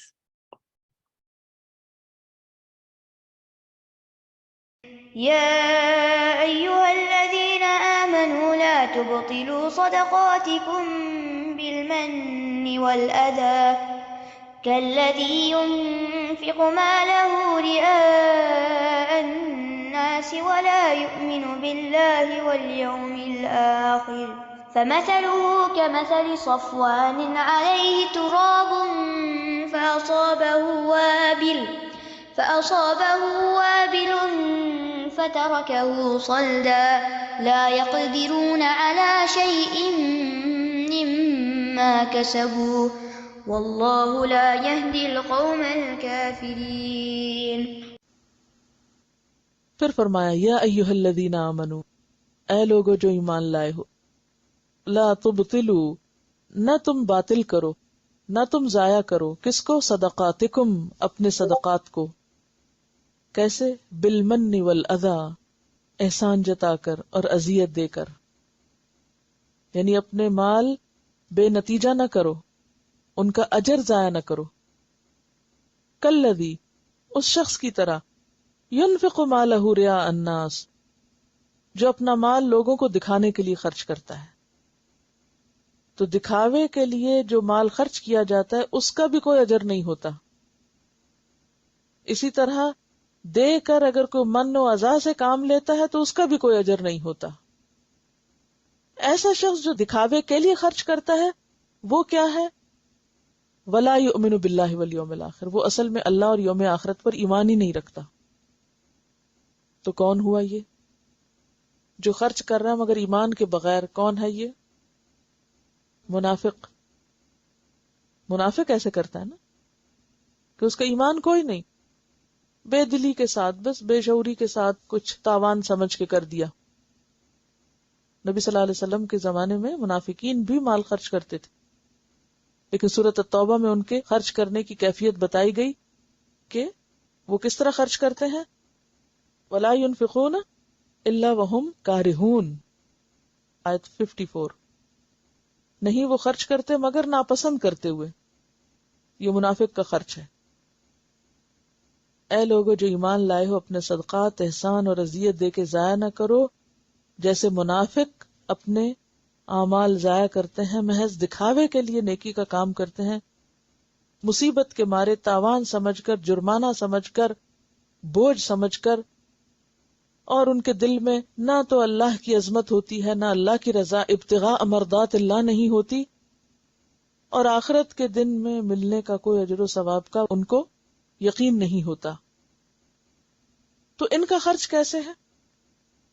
فَمَثَلُهُ كَمَثَلِ صَفْوَانٍ، یہ ایسے ہی ہے جیسے ایک چٹیل پتھر ہو، علیہ تراب، جس پر وقتی طور پہ کچھ مٹی جم جائے، فَأَصَابَهُ وَابِلٌ، اس جمنے کے بعد پیچھے سے تیز بارش کا ریلا آئے، فَتَرَكَهُ صَلْدًا، ساری مٹی بڑھا کے لے جائے اور چٹان ویسی کی ویسی دوبارہ دکھائی دے جیسے مٹی پڑنے سے پہلے کی تھی، یعنی باقی کچھ بھی نہ بچا، ہارڈ راک ہے بس.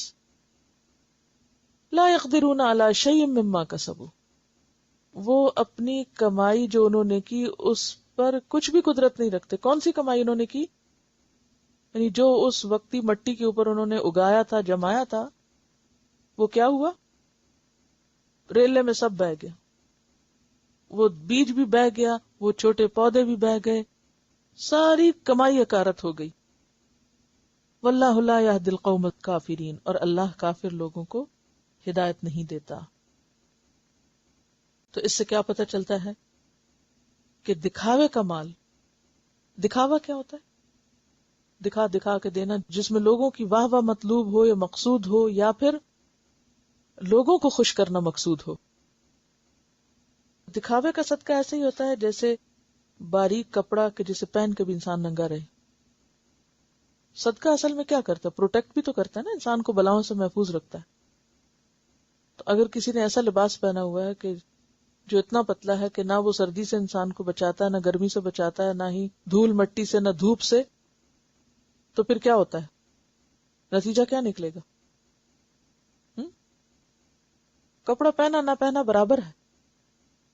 تو اسی طرح صدقہ دیا نہ دیا برابر ہے. اور ریاکاری کو شرک خفی بھی کہا گیا ہے کہ یہ شرک ہے. فرمایا کہ تھوڑی سی ریاکاری بھی کیا ہے؟ شرک. قیامت کے دن اللہ تعالی ایسے شخص سے بات بھی نہ کرے گا کہ جو احسان جتا کر دے اور من و عزا کے ساتھ لوگوں کے ساتھ معاملہ کرے. آپ کو کوئی حدیث ایسی یاد ہے جس میں دکھاوے کا خرچ کرنا آتا ہے؟ اگر کوئی شخص دکھاوا کر کے خرچ کرتا ہے تو اس کے بارے میں کوئی حدیث یاد ہے آپ کو؟ اس کا انجام کیا ہوگا؟ حدیث میں آتا ہے من صلی یرائی فقد اشرک، من تصدق یرائی فقد اشرک. جس نے دکھاوے کی نماز پڑھی اس نے شرک کیا، جس نے دکھاوے کا صدقہ کیا اس نے شرک کیا. اس روایت میں ضعف ہے. پھر فرمایا وَمَثَلُ الَّذِينَ يُنْفِقُونَ أَمْوَالَهُمْ، اور وہ لوگ جو اپنے مال خرچ کرتے ہیں ابتغاء مرضات اللہ، اللہ کی رضا چاہنے کے لیے، یعنی اچھی نیت سے، وَتَثْبِيتًا مِّنْ أَنفُسِهِمْ، اور اپنے نفسوں کے اطمینان کے ساتھ، یعنی پورے جماؤ کے ساتھ، سوچ سمجھ کے، کسی جذباتیت میں آ کے نہیں. اور دوسرا معنی کیا ہے کہ نیکی پر ثابت قدم رہنے کے لیے. یہ کیسے؟ مال خرچ کرنے سے ثابت قدمی کیسے آتی ہے؟ یہ کہا نا کہ کچھ لوگ اللہ کے راستے میں اپنا مال اللہ کی رضا کی خاطر خرچ کرتے ہیں اور نفسوں کی ثابت قدمی کے لیے یا ثابت قدمی کے ساتھ. تو ثابت قدمی کیسے آتی ہے جب انسان مال خرچ کرتا ہے؟ اس میں کئی چیزیں آتی ہیں. اس میں ایک چیز تو یہ آتی ہے کہ جب انسان خرچ کرنے لگتا ہے نا تو انسان کو خوف آتا ہے کہ میرا کیا ہوگا. اور آپ نے اکثر دیکھا ہوگا کہ آپ دیتے ہیں تو آپ کو دنیا میں بھی دوسری طرف سے اس سے زیادہ مل جاتا ہے. اب کیا ہوتا ہے؟ آپ کا حوصلہ بڑھتا ہے نا، آپ کو یقین زیادہ ہوتا ہے نا، ثابت قدمی بھی ہوتی، توکل بڑھتا ہے نا کہ نہیں خرچ کرنے سے مال کم نہیں ہوتا. حدیث میں آتا ہے نا کہ نبی صلی اللہ علیہ وسلم نے قسم کھا کے فرمایا کہ خرچ کرنے سے یعنی اللہ کے راستے میں دینے سے مال کم نہیں ہوتا. قرآن پاک میں آتا ہے جو بھی تم خرچ کرو گے میں اس کے پیچھے اور لے آؤں گا. اب آپ نے اللہ کے راستے میں خرچ کیا، اب کیا ہوا؟ وہ دل کو تھوڑا سا جھٹکا لگا، تھوڑا سا خوف آیا کہ اچھا پھر وہ کیا ہوگا، میرا کیا بنے گا. آپ نے کہا کوئی نہیں، میرا اللہ مالک ہے، توکل علی اللہ، دے دیا آپ نے. دوسرے دن آپ کو وہی چیز یا اس سے بہتر چیز کہیں اور سے مل گئی. اللہ نے غیب سے ایسی مدد کی کہ آپ حیران ہو گئے. اس سے آپ کے دل کو کوئی مضبوطی ملی؟ جی ہاں، اس سے بہت مضبوطی ملتی ہے، یقین میں اضافہ ہوتا ہے. اور جب تک انسان یہ خود تجربہ کرتا نہیں، یعنی ایسا دے کر واپس ملنا دنیا میں، جب تک یہ تجربہ ہوتا نہیں تو وہ ثابت قدمی نہیں آتی، اور کرنے سے آتی ہے، یعنی دینے سے ثابت قدمی آتی ہے. تو وہ مال اللہ کی رضا کے لیے خرچ کرتے ہیں، بندوں سے واپس لینے کے لیے نہیں کرتے، اور اللہ بھی اپنے خزانوں سے کسی اور طریقے سے ان کو لوٹاتا ہے. تو اس سے کیا ہوتا ہے؟ تثبیتا من انفسہم آتا ہے. ایک تو یہ چیز. اور کیا ہوتا ہے؟ مال خرچ کرنا دین میں ثابت قدمی کا سبب کیسے بنتا ہے؟ میں نے پچھلی دفعہ جہاں انفقو کی بات کی تھی، یہ بات میں نے کہی تھی اس وقت، جب ہم اللہ کے راستے میں مال خرچ کرتے ہیں نا تو خرچ کر کے وہ جو روح کے اندر خوشی اور سکون اور اطمینان اور صدقہ رد بلا ہے، بلاؤں کو ٹالنے کا ذریعہ جب وہ بنتا ہے، اس سے کیا ہوتا ہے؟ انسان کے یقین اور ایمان میں اور اضافہ ہوتا ہے کہ دے کے میرا کوئی نقصان نہیں ہوا.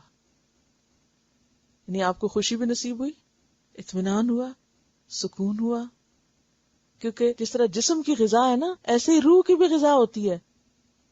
اور روح کی غذا کہاں سے ملتی ہے؟ لے کے نہیں، دے کے. جسم کی غذا کس طرح ملتی ہے؟ کھا کے. مثلا آپ کے پاس تھوڑی سی کوئی چیز ہے کھانے کی، اب آپ اس میں سے کچھ خود کھاتے ہیں، کچھ کسی کو دے دیتے ہیں. اب کیا ہوا؟ خود کھانے سے جو آدھی آپ نے کھائی اس سے جسم کو طاقت ملی، اور جو آدھی آپ نے کسی کو کھلائی اس سے کیا ملی؟ آپ کو روح کو طاقت ملی نا، انرجی ملی. تو اللہ کے راستے میں دینے سے تثبیت قلب ہوتی ہے، روح مضبوط ہوتی ہے، طاقتور ہوتی ہے. یہ معنی ہے. سمجھ گئے؟ اور کیا ہوتا ہے؟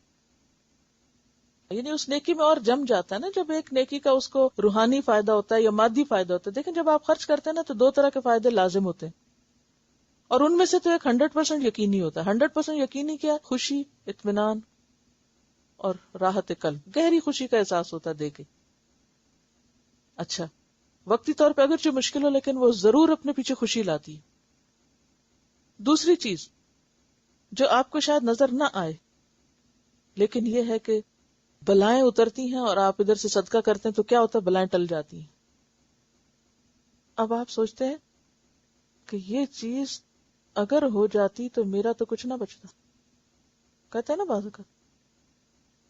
اوقات آپ یہ بھی کہتے پتہ نہیں اللہ تعالیٰ کو کون سی نیکی پسند آ گئی، پتہ نہیں وہ ہوتی ہے کوئی یا نہیں، اللہ ہی کی خاص رحمت ہوتی. لیکن بہرحال یہ فیکٹر ضرور ہے کہ صدقہ بلاؤں کو رد کرتا ہے، حفاظت کا ذریعہ بنتا ہے. ٹھیک ہے، تو اس سے بھی انسان کو اور جماؤ آتا ہے. بعض اوقات اللہ تعالیٰ انسان کو دکھاتا ہے ایسے حالات میں ڈال کر کہ آج انسان مثلا کسی بیمار پہ خرچ کرتا، کل انسان کو اس کی اپنی بیماری میں اس سے زیادہ ریٹرن ہو جاتا. مختلف طریقے ہوتے. اس وقت انسان سوچتا ہے اچھا ہاں وہ فلاں وقت میں نے فلاں کو بس اتنا سا مدد کیا تھا اور دیکھو اللہ نے میرے ساتھ کیا کیا. ہوتا ہے نا ایسے، آپ تجربہ زندگی میں ہی کرتے ہیں.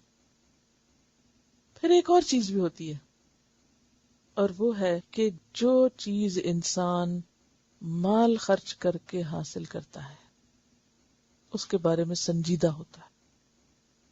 ٹھیک ہے نا؟ ایک ہے کوئی چیز مفت میں مل جانا، اس کے بارے میں آپ اتنے سنجیدہ نہیں ہوتے، آپ اس کو فار گرانٹیڈ لیتے ہیں. مثلا ماں باپ نے آپ کو پڑھا دیا، انہوں نے آپ کی فیس دے دی، انہوں نے آپ کے لیے سب کچھ کر دیا، تو اب آپ کیا سمجھتے ہیں اس کو؟ وہ جو آپ نے حاصل کیا، آپ کو اس تعلیم کی یا اس ڈگری کی اتنی قدر نہیں ہوتی عام طور. لیکن اگر آپ اپنے لیے کمائی بھی خود کر رہے ہیں اور پھر اپنی فیس خود بھر رہے ہیں اور اپنی کتابیں خود خرید رہے ہیں، تو ایسی پڑھائی کی قدر ہوگی یا نہیں ہوگی؟ جو طالب علم اپنے پیسے کما کر فیس بھرتا ہے وہ وقت ضائع کرے گا پڑھائی میں؟ کیوں؟ وہ کہے گا اگر میں فیل ہو گیا تو مجھے اتنی فیس پھر دینی پڑے گی. سنجیدگی آئی نا؟ تو جہاں انسان کا مال خرچ ہوتا ہے وہاں انسان میں سنجیدگی آتی ہے، یعنی انسان کا ایٹیٹیوڈ بدلتا ہے کہ میں نے اس میں انویسٹ کیا ہوا ہے. مثلا ایک آپ کا اپنا بزنس ہے جس میں آپ انویسٹ کرتے ہیں، اور ایک آپ کو بنا بنایا اسٹیبلشڈ کچھ مل گیا، یا آپ کہیں نوکری کر رہے ہیں، فرق ہوگا.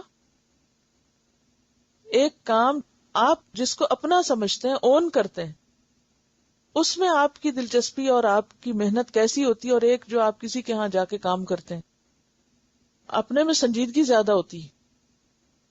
مثلا آپ کی اپنی دکان ہے، جس طرح آپ اس کا خیال رکھ رہے ہیں کیا آپ کسی کی دکان پہ کام کر کے ویسے خیال کر سکتے ہیں؟ نہیں. جب انسان کو دین مفت میں مل جاتا ہے تو کیا ہوتا ہے؟ جب دین مفت میں ملتا ہے تو کیا ہوتا ہے؟ قدر ہوتی ہے؟ نہیں ہوتی. اور جب آپ پیسے خرچ کر کے حاصل کرتے ہیں قدر ہوتی. اسی لیے آپ دیکھیں کہ مثلاً آپ کو جہاں بڑی فیس دینی پڑتی ہے نا تو وہاں آپ چھٹی نہیں کرتے، پڑھائی میں زیادہ سنجیدہ ہوتے ہیں. کیوں؟ پیسے ضائع ہو جائیں گے، فیس چلی جائے گی، کتابیں ضائع ہو جائیں گی. اور جہاں مفت پڑھایا جاتا ہو یا نہ ہونے کے برابر فیس دینی پڑتی، تو وہاں انسان کبھی سنجیدہ نہیں تھا. جس دن دل چاہ چلے گئے، جس دن دل چاہ چھٹی کر لی، جب دل چاہ کام کر لیا، جب دل نہیں چاہ نہیں کیا. کیوں؟ ہمارا کیا جا رہا ہے؟ ہمارا کیا نقصان ہے؟ کیا فرق پڑتا ہے؟ مفت میں مل رہا ہے. مال مفت دل بے رحم. انسان کبھی سنجیدہ نہیں ہوتا. جو شخص اللہ کے دین کے لیے خرچ نہیں کرتا وہ دین کے ساتھ کبھی بھی سنجیدہ نہیں ہوتا، فیتھ فل نہیں ہوتا. بڑی ہی چھوٹی مثال سے بات سمجھاؤں گی، بہت چھوٹی سی. آپ ٹشو کا رول اپنے گھر کے ٹوائلٹ میں لگاتے ہیں، کیسے استعمال کرتے ہیں؟ پبلک پلیس پہ جاتے ہیں، کیسے استعمال کرتے ہیں؟ جو کسی کے پیسے سے لگا ہے، اگرچہ وہ بھی آپ ہی کا ہے، دیکھا جائے آپ ٹیکس دیتے ہیں تو، لیکن وہ ڈائریکٹ نہیں آپ خرید کے لائے نا، وہ انڈائریکٹ کہیں سے آیا، اس لیے آپ کو اس کی کوئی درد نہیں. اور افسوس کے ساتھ کہنا پڑتا ہے کہ کئی مسجدوں میں مجھے یہاں بھی اور جگہوں پہ جانے کا اتفاق ہوا، اتنا ٹشو لوگ اٹھا کے چلے، جو یوز کیا وہ تو کیا، زمین پہ پاؤں میں پھینکا ہوا ہوتا ہے. آپ نے بھی نظارے دیکھے ہوں گے. بے تحاشا پانی کا استعمال، لائٹس کھلی ہیں، ایگزاسٹ چل رہے ہیں، چلتے رہے، ہم نے بل دینا، کیا نقصان ہے؟ ہمارا کیا نقصان؟ ہم نے تو خرچ نہیں کیا.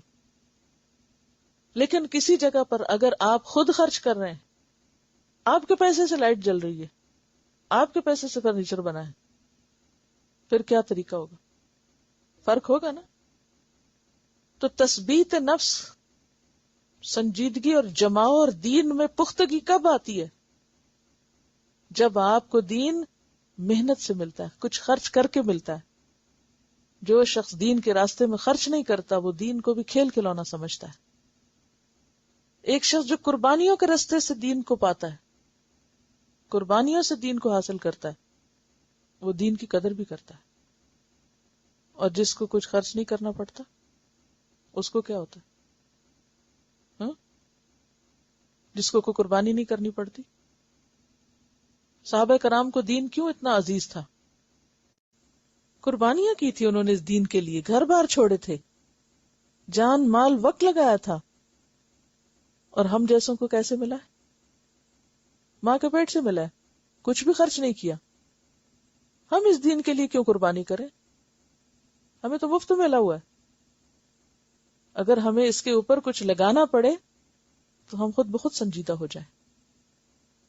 یہ انسان کی کمزوری ہے، ویکنس ہے، کہ جس چیز کو وہ اپنا سمجھتا ہے اس پر مال خرچ کرتا ہے، اور جس پہ مال خرچ کرتا ہے اس کے بارے میں پھر وہ سنجیدہ ہوتا ہے. اب ایسے لوگوں کی یہاں مثال دی گئی کہ ومثل الذين ينفقون أموالهم ابتغاء مرضات الله وتثبيتا من أنفسهم كمثل جنة بربوة أصابها وابل فآتت أكلها ضعفين فإن لم يصبها وابل فطل واللہ بما تعملون بصیر. وہ لوگ جو اپنے مال اللہ کی رضا میں خرچ کرتے ہیں اور نفسوں کی ثابت قدمی کے لیے کرتے ہیں، ان کی مثال ایک باغ کی طرح ہے جو اونچی جگہ پر ہے. اور اس جگہ پر کیا ہے؟ تیز بارش ہوئی تو دگنا پھل آیا. اور یہ دگنا نہیں، یہ چگنا ہے بیسیکلی. خوب پھل آیا. فَإِن لَّمْ يُصِبْهَا وَابِلٌ، اور اگر تیز بارش نہیں بھی ہوئی، فتل، تو کیا ہوا؟ فواری کافی. کیوں فوار کافی ہے اس کو؟ زمین اچھی ہے نا، زمین کا فرق ہے. واللہ بما تعملون بصیر، اور جو کچھ تم کرتے ہو اللہ اس کو دیکھ رہا ہے. أَيَوَدُّ أَحَدُكُمْ أَن تَكُونَ لَهُ جَنَّةٌ مِّن نَخِيلٍ وَأَعْنَابٍ تَجْرِي مِن تَحْتِهَا الْأَنْهَارُ له فيها من كل الثمرات وأصابه الكبر وله ذرية ضعفاء فأصابها إعصار فيه نار فاحترقت كذلك يبين الله لكم الآيات لعلكم تتفكرون. ایود احدکم، کیا تم میں سے کوئی چاہتا ہے ان تکون لہ جنت، کہ اس کا ایک باغ ہو، من نخیل و عناب، کھجور اور انگور کا، تجری من تحتها الانہار، جس کے نیچے نہریں بہ رہی ہوں، لہو فیہا من کل الثمرات، اس میں ہر طرح کے پھل موجود ہوں، وَأَصَابَهُ الْكِبَرُ، یعنی ایک شخص جس نے باغ لگایا اور خوب خوب اس کو سجایا اور ہر طرح کے پھل لگائے، اور ہوا کیا کہ ساری زندگی اس میں کھپا دی کہ بوڑھا ہو گیا، اور اتنا کام کیا کہ شادی بھی اور بچے بھی تاخیر سے، چھوٹے ہیں بچے، کچھ کرنے کے قابل نہیں. فَأَصَابَهَا إِعْصَارٌ، کہ اچانک باغ پہ ایک آفت آ پڑی، ایسی آندھی چلی کہ جس میں شدید حرارت یا آگ تھی. فاحترقت، سارا کھیت سارا باغ جل گیا، باغ ویران ہو گیا. عمر گزر گئی، اب مزید محنت نہیں ہو سکتی، کہ بڑھاپا ہے، محنت کرنے کے قابل نہیں، بچے چھوٹے ہیں کہ مدد نہیں کر سکتے. اللہ تعالیٰ اس طرح اپنی باتیں سمجھاتا ہے کہ لوگ غور و فکر کریں. اب یہ آیت کسی خاص شخص کے بارے میں نہیں تھی، مثال سے بات سمجھائی گئی، تمثیل سے، جیسے ایک سٹوری سے. مثلا بچوں کو آپ سٹوری سناتے نا کہ ایک لڑکا تھا، وہ گاؤں میں رہتا تھا اور وہ ایسا تھا ویسا تھا، حالانکہ وہ اس کے پیچھے کیا ہوتا ہے، کوئی لڑکا نہیں تھا، نہ کوئی گاؤں تھا اور نہ کہیں کوئی رہتا تھا. تو یہ آپ کہانیاں کیوں بناتے ہیں؟ ہاں، بات سمجھانے کے لیے. اس کو کہتے ہیں تمثیلی انداز میں بات سمجھانا. یہ جو مختلف ڈرامے وغیرہ بنتے ہیں، یہ کس لیے ہوتے ہیں؟ بات سمجھانے کے لیے. تو یہ جو آیت تھی کسی خاص شخص کے بارے میں نہیں تھی، ایک مثال سے بات سمجھائی گئی. اور حضرت عمر کے بارے میں آتا ہے کہ حضرت عمر نے ایک بار صحابہ سے اس آیت کا مطلب پوچھا. تم جانتے اس آیت کا مطلب کیا ہے؟ اس سے کیا پتہ چلتا ہے کہ ان کی گفتگویں بھی کیا تھی، ایک دوسرے سے علمی سوال کیا کرتے تھے. تو لوگوں نے کہا اللہ ہی جانتا ہے کہ کیا مطلب ہے. حضرت عمر بہت غصے میں آئے. یہاں تو کسی استاد کو غصہ کرنے کی اجازت نہیں ہوتی، اور اگر کوئی کر لے تو پھر ہم فوراً ری ایکشن دکھاتے ہیں، لیکن حضرت عمر ٹھیک ٹھاک لوگوں کو کھینچ کے رکھتے تھے کہ بے سوچے سمجھے بات نہ کریں. لوگوں نے کہا اللہ بہتر جانتا ہے. غصے میں آئے، کہا صاف کہو، ہمیں پتہ ہے یا نہیں پتہ؟ پتہ ہے تو کہو پتہ ہے، بتاؤ، اور اگر نہیں پتہ تو کہو نہیں پتہ. یہ کیا بات ہوئی اللہ بہتر جانتا ہے؟ ناراض ہوئے. بہرحال ابن عباس نے کہا کہ میرے دل میں ایک بات آئی ہے. کہا بھتیجے بیان کرو اور اپنے آپ کو چھوٹا نہ سمجھو، کیونکہ ابن عباس چھوٹے تھے نا صحابہ میں سے. اپنے آپ کو چھوٹا نہ سمجھو، بتاؤ کہ اللہ تعالیٰ نے یہ عمل کس کے لیے بیان کیا، یہ مثال کیسے بیان کی. تو ابن عباس کہنے لگے ایک عمل کی مثال ہے. پوچھا کون سے عمل کی، لیکن ابن عباس جواب نہ دے سکے. تو اس کے اوپر حضرت عمر نے کہا یہ ایک مالدار شخص کی مثال ہے جو اللہ کی اطاعت میں عمل کرتا ہے، یعنی اللہ کے راستے میں خرچ کرتا ہے اور کرتا رہتا ہے. پھر اللہ تعالیٰ شیطان کو اس پہ غالب کر دیتا ہے اور وہ گناہوں میں گھس جاتا ہے اور اس کے سارے عمل آخری زندگی میں ضائع ہو جاتے ہیں.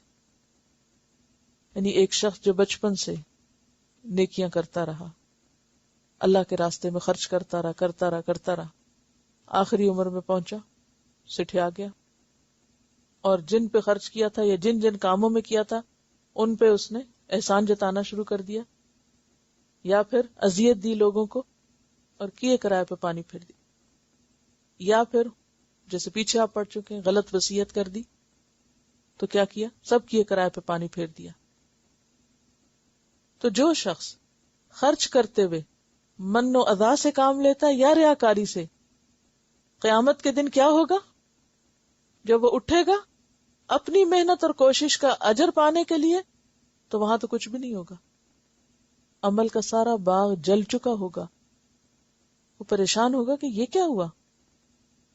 اسے بتایا جائے گا تمہاری فلاں بات، فلاں کلام، فلاں رویے، فلاں طریقے کی وجہ سے سب کیا کرایا ضائع ہو گیا. تو اس سے پتہ یہ چلتا ہے کہ انسان کو صرف نیک عمل کی فکر نہیں بلکہ نیک عمل کو سنبھالنے کی فکر بھی ہونی چاہیے. بعض لوگ کسی بھی کام میں خوب محنت کرتے ہیں، بڑی سے بڑی محنت کرتے ہیں، لیکن اچانک جذبات میں آ کے کوئی ایسا غلط فیصلہ کرتے ہیں کہ اپنے ہی کیے کرائے کو آگ لگا دیتے ہیں. ایسا بلنڈر کرتے ہیں، جو بلنڈر بولتے ہیں نا، یعنی آپ اچھے بھلے کام کر رہے تھے، کوئی نیکی کا کام، کوئی صدقہ خیرات، کوئی کسی کو تعلیم دینے کا، کسی کی آخرت سنوارنے کا، کوئی سوشل ورک کا، کوئی بھلائی کا کام کر رہے. اچھا، لوگ بھی آپ کو تنگ کر رہے ہیں یا لوگوں کی باتوں سے آپ اریٹیٹ ہو رہے ہیں. ایک وقت آتا کہ آپ اٹھا کے سب پھینک دیتے، یہ لو سنبھالو، مجھے نہیں کرنا، میری تو ساری زندگی گلا دی تم لوگوں نے، میں نہیں لوگوں کی باتیں برداشت کر سکتی. یہاں کا تو ماحول ہی ایسا ہے، یہاں نیکی کرنا بہت مشکل ہے، میں جا رہی ہوں. ایسے واقعات ہوتے ہیں.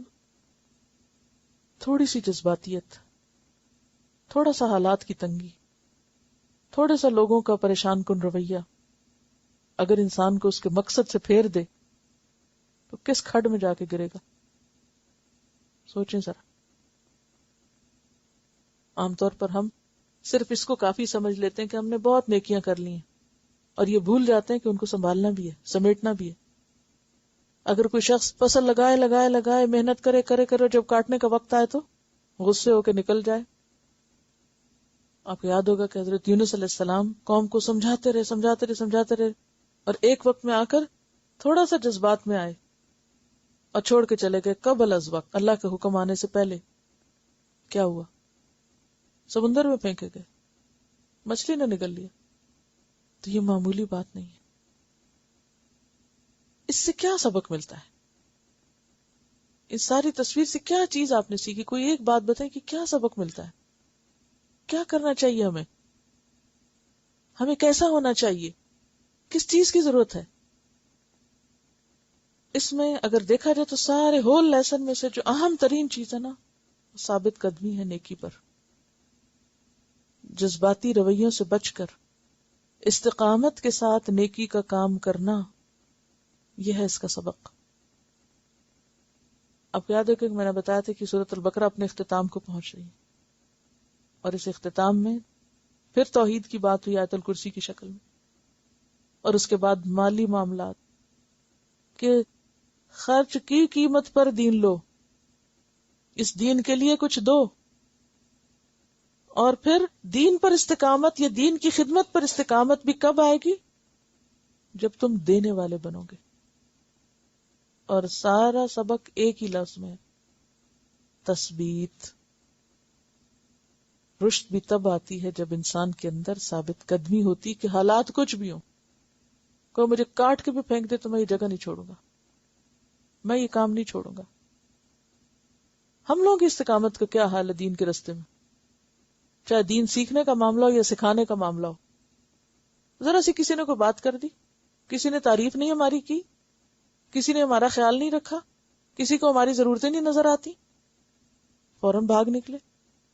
سارے دعوے ختم ہو گئے، ساری اللہ کی محبت اور اللہ کے دین کی محبت اور لوگوں کو دیے ہوئے بڑے بڑے درس جہاد کے اور فی سبیل اللہ کام کرنے کے سب غارت کر دیے ایک چھوٹی سی بات پہ، بس اتنی سی بات پہ. تو وَاسْتَعِينُوا بِالصَّبْرِ وَالصَّلَاةِ، صبر بہت ضروری ہے ورنہ سب کچھ ضائع ہو کے رہ جائے گا. اب دیکھیں کہ سورۃ البقرہ کو اگر دو بڑے حصوں میں تقسیم کریں تو ایک تو پچھلی اقوام کے ذکر کے ساتھ یہ بتایا گیا کہ قوموں پہ زوال کیوں آیا، دوسری طرف امت مسلمہ کی ذمہ داری، اور اس ذمہ داری کو نبھانے کے لیے انفرادی اور اجتماعی سطح پر کردار سازی کی ضرورت ہے. ایک طرف عبادات اور دوسری طرف اخلاق اور معاملات. معاملات پر آگے آیات آئیں گی، لیکن یہاں خاص طور پر دینے والا بننا. مومن دینے والا کیریکٹر ہوتا ہے، دینے والا کردار ہوتا ہے، بخل سے خالی ہوتا ہے اور اللہ کے لیے دیتا ہے، اور دے کر نہ جزا چاہتا ہے، نہ تعریف چاہتا ہے، نہ شکریہ چاہتا ہے، اور نہ ہی کسی قسم کا کوئی ریوارڈ. مما کسبوا، اور اگر کوئی انسانوں سے بدلہ اور شکریہ چاہتا ہے یا دنیا میں ہی ریوارڈ چاہتا ہے تو ایسا شخص لا يقدرون علی شیء مما کسبوا، جس کے لیے انہوں نے کیا تھا وہ تو ان کو ملے گا ہی نہیں، پھر سب کیا کرایا ضائع۔ مومن کا عمل جو ہے وہ کوئی ایک ون ٹائم چیز نہیں کہ آج آپ نے آیت پڑھ لی، آج آپ نے کوئی ایک کام کر لیا اور اس کے بعد یہ ہے کہ بس ختم ہو گیا، نہیں، مرتے دم تک اس کی حفاظت اور اس میں جو اسٹیبلٹی اور کنٹینیوٹی اور کنسسٹنسی اور ایک میچیورٹی کی جو ضرورت ہے وہ بہت ہی اہم چیز ہے، اس کے بغیر دین کا کام نہیں ہو سکتا۔ جو کچھ بھی ہم کر رہے ہیں وہ اللہ تعالیٰ کی نگاہ میں ہے، سب کچھ دیکھ رہا ہے۔ اور پھر آپ دیکھیے کہ آج بھی اللہ تعالیٰ نے یا ایھا الذین آمنوا کہہ کے آپ کو پکارا، اور اگر آپ سب اس میں شامل ہیں ایمان والوں میں تو پھر اس کا جواب بھی ہم سب کو دینا چاہیے۔ ابتدا میں کوئی چیز جو ہے وہ بالکل جب اپنی را شکل میں ہوتی ہے، جیسے ایک بیج ہوتا ہے نا، تو جب وہ بیج ڈالا جاتا ہے تو مٹی میں چلا جاتا ہے اور وہ اس کی کوئی شیپ نہیں ہوتی، پھر اصل چیز تو پتہ نہیں بیچاری کہاں غائب ہو جاتی، اور کسی کو وہ درخت لگا ہوا اور پھل نظر نہیں آتے، لیکن قیامت کے دن اپنی اصل شکل میں نظر آئے گا۔ تو بقا کس چیز کو ہے؟ اخلاص کے ساتھ کیے ہوئے عمل کو، اخلاص اور ابتغاء مرضات اللہ جب تک نہ ہو، جب تک ہم بندوں کی رضا چاہتے ہیں نا تو کاموں میں استقامت نہیں ہو سکتی، کیونکہ بندوں سے ناراض ہوئے تو کام بھی چھوڑ دیا، بندوں کو خوش کرنے کے لیے کام کیا، اگر بندوں سے ہمیں پراپر تعریف نہیں ملی، اپریسیشن نہیں ملی، کام بھی چھوڑ کے بیٹھ گئے، کیونکہ جن کے لیے کر رہے تھے وہ تو راضی نہیں، اس لیے کس کے لیے کریں؟ یہی ہوتا ہے نا عام طور پر۔ استقامت کیوں نہیں ہوتی کاموں میں؟ کیونکہ نیت درست نہیں۔ اگر نیت اللہ کے لیے ہو سکتا ہی نہیں کہ انسان اس رستے کو چھوڑے، چاہے اسے دنیا میں فائدہ ہو یا نقصان ہو۔ ایک مرتبہ مجھے نیروبی جانے کا اتفاق ہو، کینیا میں، افریقہ کا ملک ہے، تو وہاں پر مورمنز کا ایک چرچ تھا۔ کرسچنز میں ایک سیکٹ ہے نا مورمنز، نام سنا ہوگا آپ نے، مورمنز کا چرچ بہت ہی کشادہ اور وسیع بلڈنگ، اور یعنی دیکھیں آپ تو خوش ہو جائیں۔ تو مجھے بہت شوق ہوا جاننے کا، تو میں نے سوچا کہ اندر چلتے ہیں نا۔ تو جب گیٹ پہ پہنچے تو آٹومیٹک ڈور تھا جو بند تھا، اور جس کا کنٹرول اندر ریسپشن پہ تھا، اور اس پہ ٹیلی ویژن کی اسکرین پر وہ نظر آ رہا تھا، اور جو شخص ریسپشن پر تھا، شام کا وقت تھا تقریباً شاید 6 بجے کا وقت، تو اس نے وہیں سے ہم سے کمیونیکیٹ کیا، گیٹ پر، کافی دور تھا گیٹ، اور پھر ہمارے لیے گیٹ کھول دیا۔ اس نے پوچھا آپ کیوں آئے، تو ہم نے بتایا کہ ہمیں دیکھنے کا شوق ہے اور ہم کچھ جاننا چاہتے ہیں آپ کے بارے میں، اس لیے آ رہے ہیں۔ اس نے کہا اس وقت تو کوئی کام تو نہیں یہاں پر ہو رہا، لیکن یہ کہ آپ یو آر ویلکم، آپ آ سکتے ہیں، کیونکہ ہمارے پاس اور وقت نہیں تھا، لمیٹڈ ڈیز تھے میرے پاس، سارے ہر روز کے درس کے دن مقرر تھے، صبح میں کوئی ایسا وقت نہیں تھا کہ میں باقاعدہ وزٹ پے کر سکتی۔ تو میں کہا جتنا بھی ہے، نہ ہونے سے بہتر ہے کہ کچھ۔ خیر جب ہم اندر گئے تو ہم نے پوچھا کہ یہ کب بنی بلڈنگ اور کیسے بنی، اور جنرل سوال تھوڑے سے کیے۔ اس نے ہمیں بتایا کہ آپ کو یہ حیرانی ہوگی کہ اس میں کسی مزدور نے کام نہیں کیا، یہ سب کام ہمارا اپنا کیا ہوا ہے، ہمارے اپنے ہی آرکیٹیکٹ نے ڈیزائن کیا، اپنے ہی انجینئرز نے کھڑے ہو کے بنوایا، ہر شخص اپنی جاب کے بعد جو اس کے پاس خالی وقت ہوتا تھا پلان کر کے مخصوص وقت اس نے استعمال کیا، خود پیسے اکٹھے کیے اور خود ہی لیبر فراہم کی اور خود ہی اس کو بلڈ کیا اور خود ہی مینٹین کر رہے ہیں۔ تو پھر مجھے سمجھ میں آیا کہ خود کام کرنا اور کسی کے پیسے سے کروا لینا اور پھر اس کو بس چلا دینا، اس میں بہت بڑا فرق ہے۔ یہ جو میں ابھی آپ سے بات کر رہی تھی نا، تثبیت کیسے آتی، مال خرچ کرنے سے تثبیت کہاں آتی، اور مال کے ساتھ جب جان انسان اور وقت لگاتا تو پھر تثبیت کیسے آتی ہے، اور زیادہ آتی۔ جس جگہ میں ہمارا ایک حصہ پڑ جاتا نا، پھر میں نے سمجھا کہ یہ شخص ایسے ریسپشن پہ کھڑا، جیسے ہمارے ہاں عموماً لوگ ریسپشن پہ کوئی بھی ہائر کر کے رکھ لیا جاتا ہے۔ تو پھر اس نے پوچھا کہ آپ کون ہیں، کہاں سے آئے، کس لیے آئے، تو بتایا ہم نے بھی جس مقصد کے لیے میں گئی تھی وہ سب بتایا، تو بہت اچھی کمیونیکیشن شروع ہوئی۔ تو اس کے بعد جمعے کا شاید دن تھا، میرے پاس قرآن پاک تھا، تو اس میں وہ ينذر الذین قالوا اتخذ اللہ ولدا، تو حضرت عیسیٰ علیہ السلام کے بیٹا ہونے پہ بات شروع ہو گئی، اور اس کو میں نے کہا کہ میں آپ کو پڑھ کے سنانا چاہتی ہوں قرآن پاک کا کچھ حصہ، کہ ہمارے یعنی دین میں عیسیٰ علیہ السلام کے ولد اللہ ہونے کے بارے میں کیا کہا گیا۔ بہرحال میں نے اس کو کچھ وہاں سے آیات پڑھی اور اس کا ترجمہ کر کے بتایا۔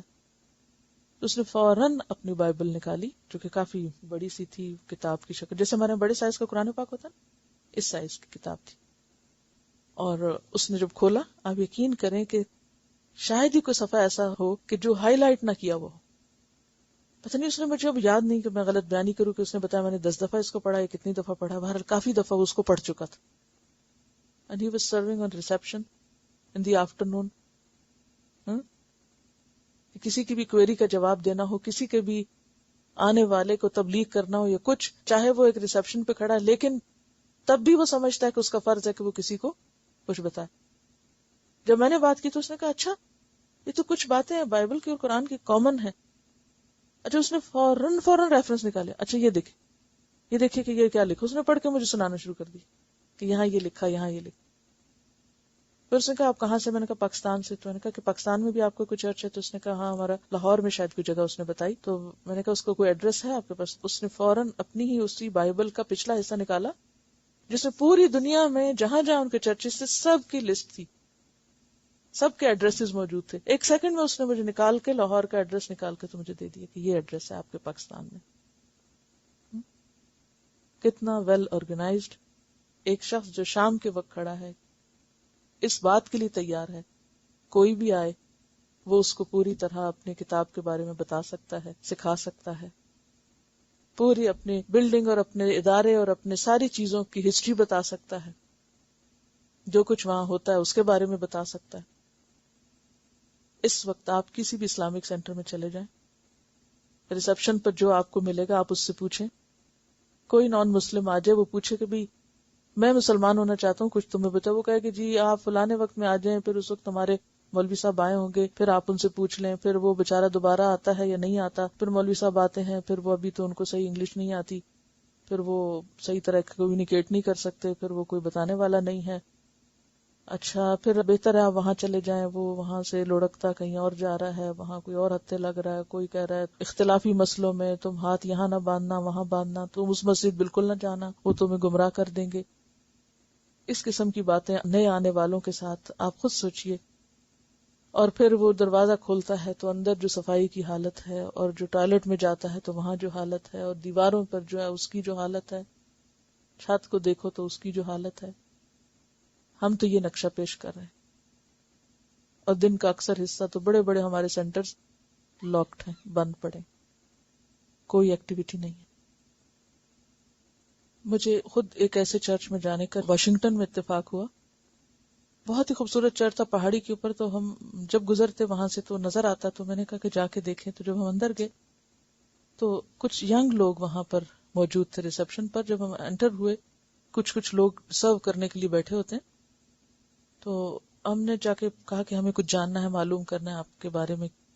تو خیر انہوں نے فوراً ہمیں حوالے کیا ایک ینگ لڑکی کے، جس سے بعد میں گفتگو میں پتہ چلا کہ وہ اپنی اسٹڈیز کے دوران یا اسٹڈیز کے بعد اس نے 1 سال یا کچھ عرصہ والنٹریلی وقف کیا ہوا ہے۔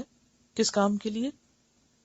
یہاں آ کر صرف آنے والے وزٹرز کو ٹور دینے کے لیے اور ان کے ساتھ بات کرنے کے لیے۔ خیر ہمیں اس نے جا کے صوفے پہ بٹھایا، گفتگو کرنے لگی، اور اس نے بھی اپنی فوراً بائبل نکالی، اور اس کی بائبل میں بھی اسی طرح ہائی لائٹ کی ہوئی تھی بہت سی جگہیں۔ ہم جہاں سے بات کرتے وہ فوراً نکالتی اور نکال کے آیت دکھاتی اور ہماری بات کا جواب دیتی۔ پھر اس نے ہمیں سارا ٹور دیا اور دکھایا کہ حضرت عیسیٰ علیہ السلام کے اسٹیچوز تھے، اور پھر ایک بٹن پریس کرتے اور عیسیٰ علیہ السلام بولنے لگتے ان کے خیال کے مطابق۔ کچھ سرمنز تھے ان کے، یہ گفتگو تھی تو وہ اپنے خاص انداز میں بول کے بتا رہے تھے۔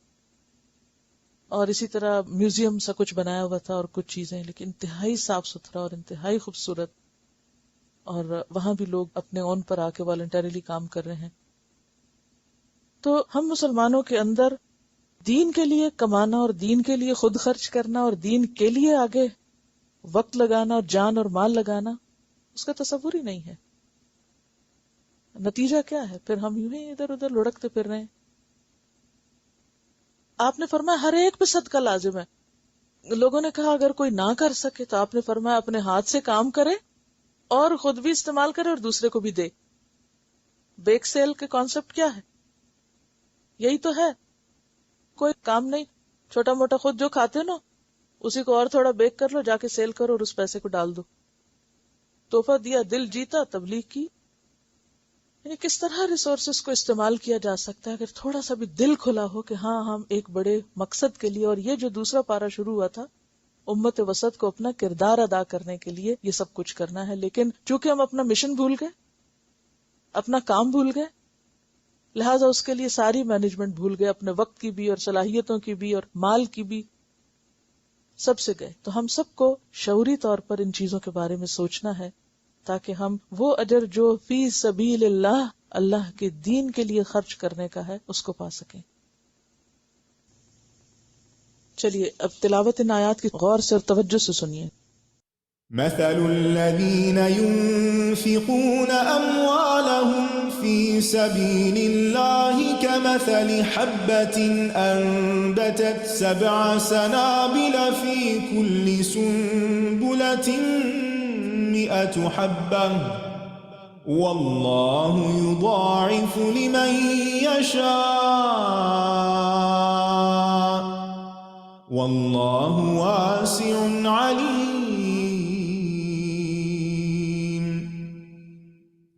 الذين ينفقون أموالهم في سبيل الله ثم لا يتبعون ما أنفقوا منا ولا أذى ثم لا يتبعون ما أنفقوا منا ولا أذى لهم أجرهم عند ربهم ولا خوف عليهم ولا هم يحزنون. قول معروف ومغفرة خير من صدقة يتبعها أذى والله غني حليم.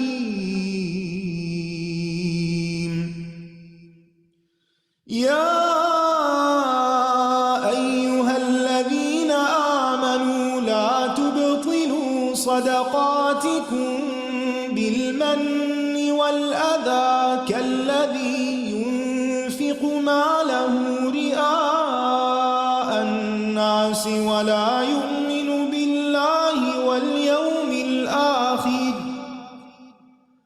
فمثله كمثل صفوان عليه تراب فأصابه وابل فتركه صلدا لا يقدرون على شيء مما كسبوا والله لا يهدي القوم الكافرين.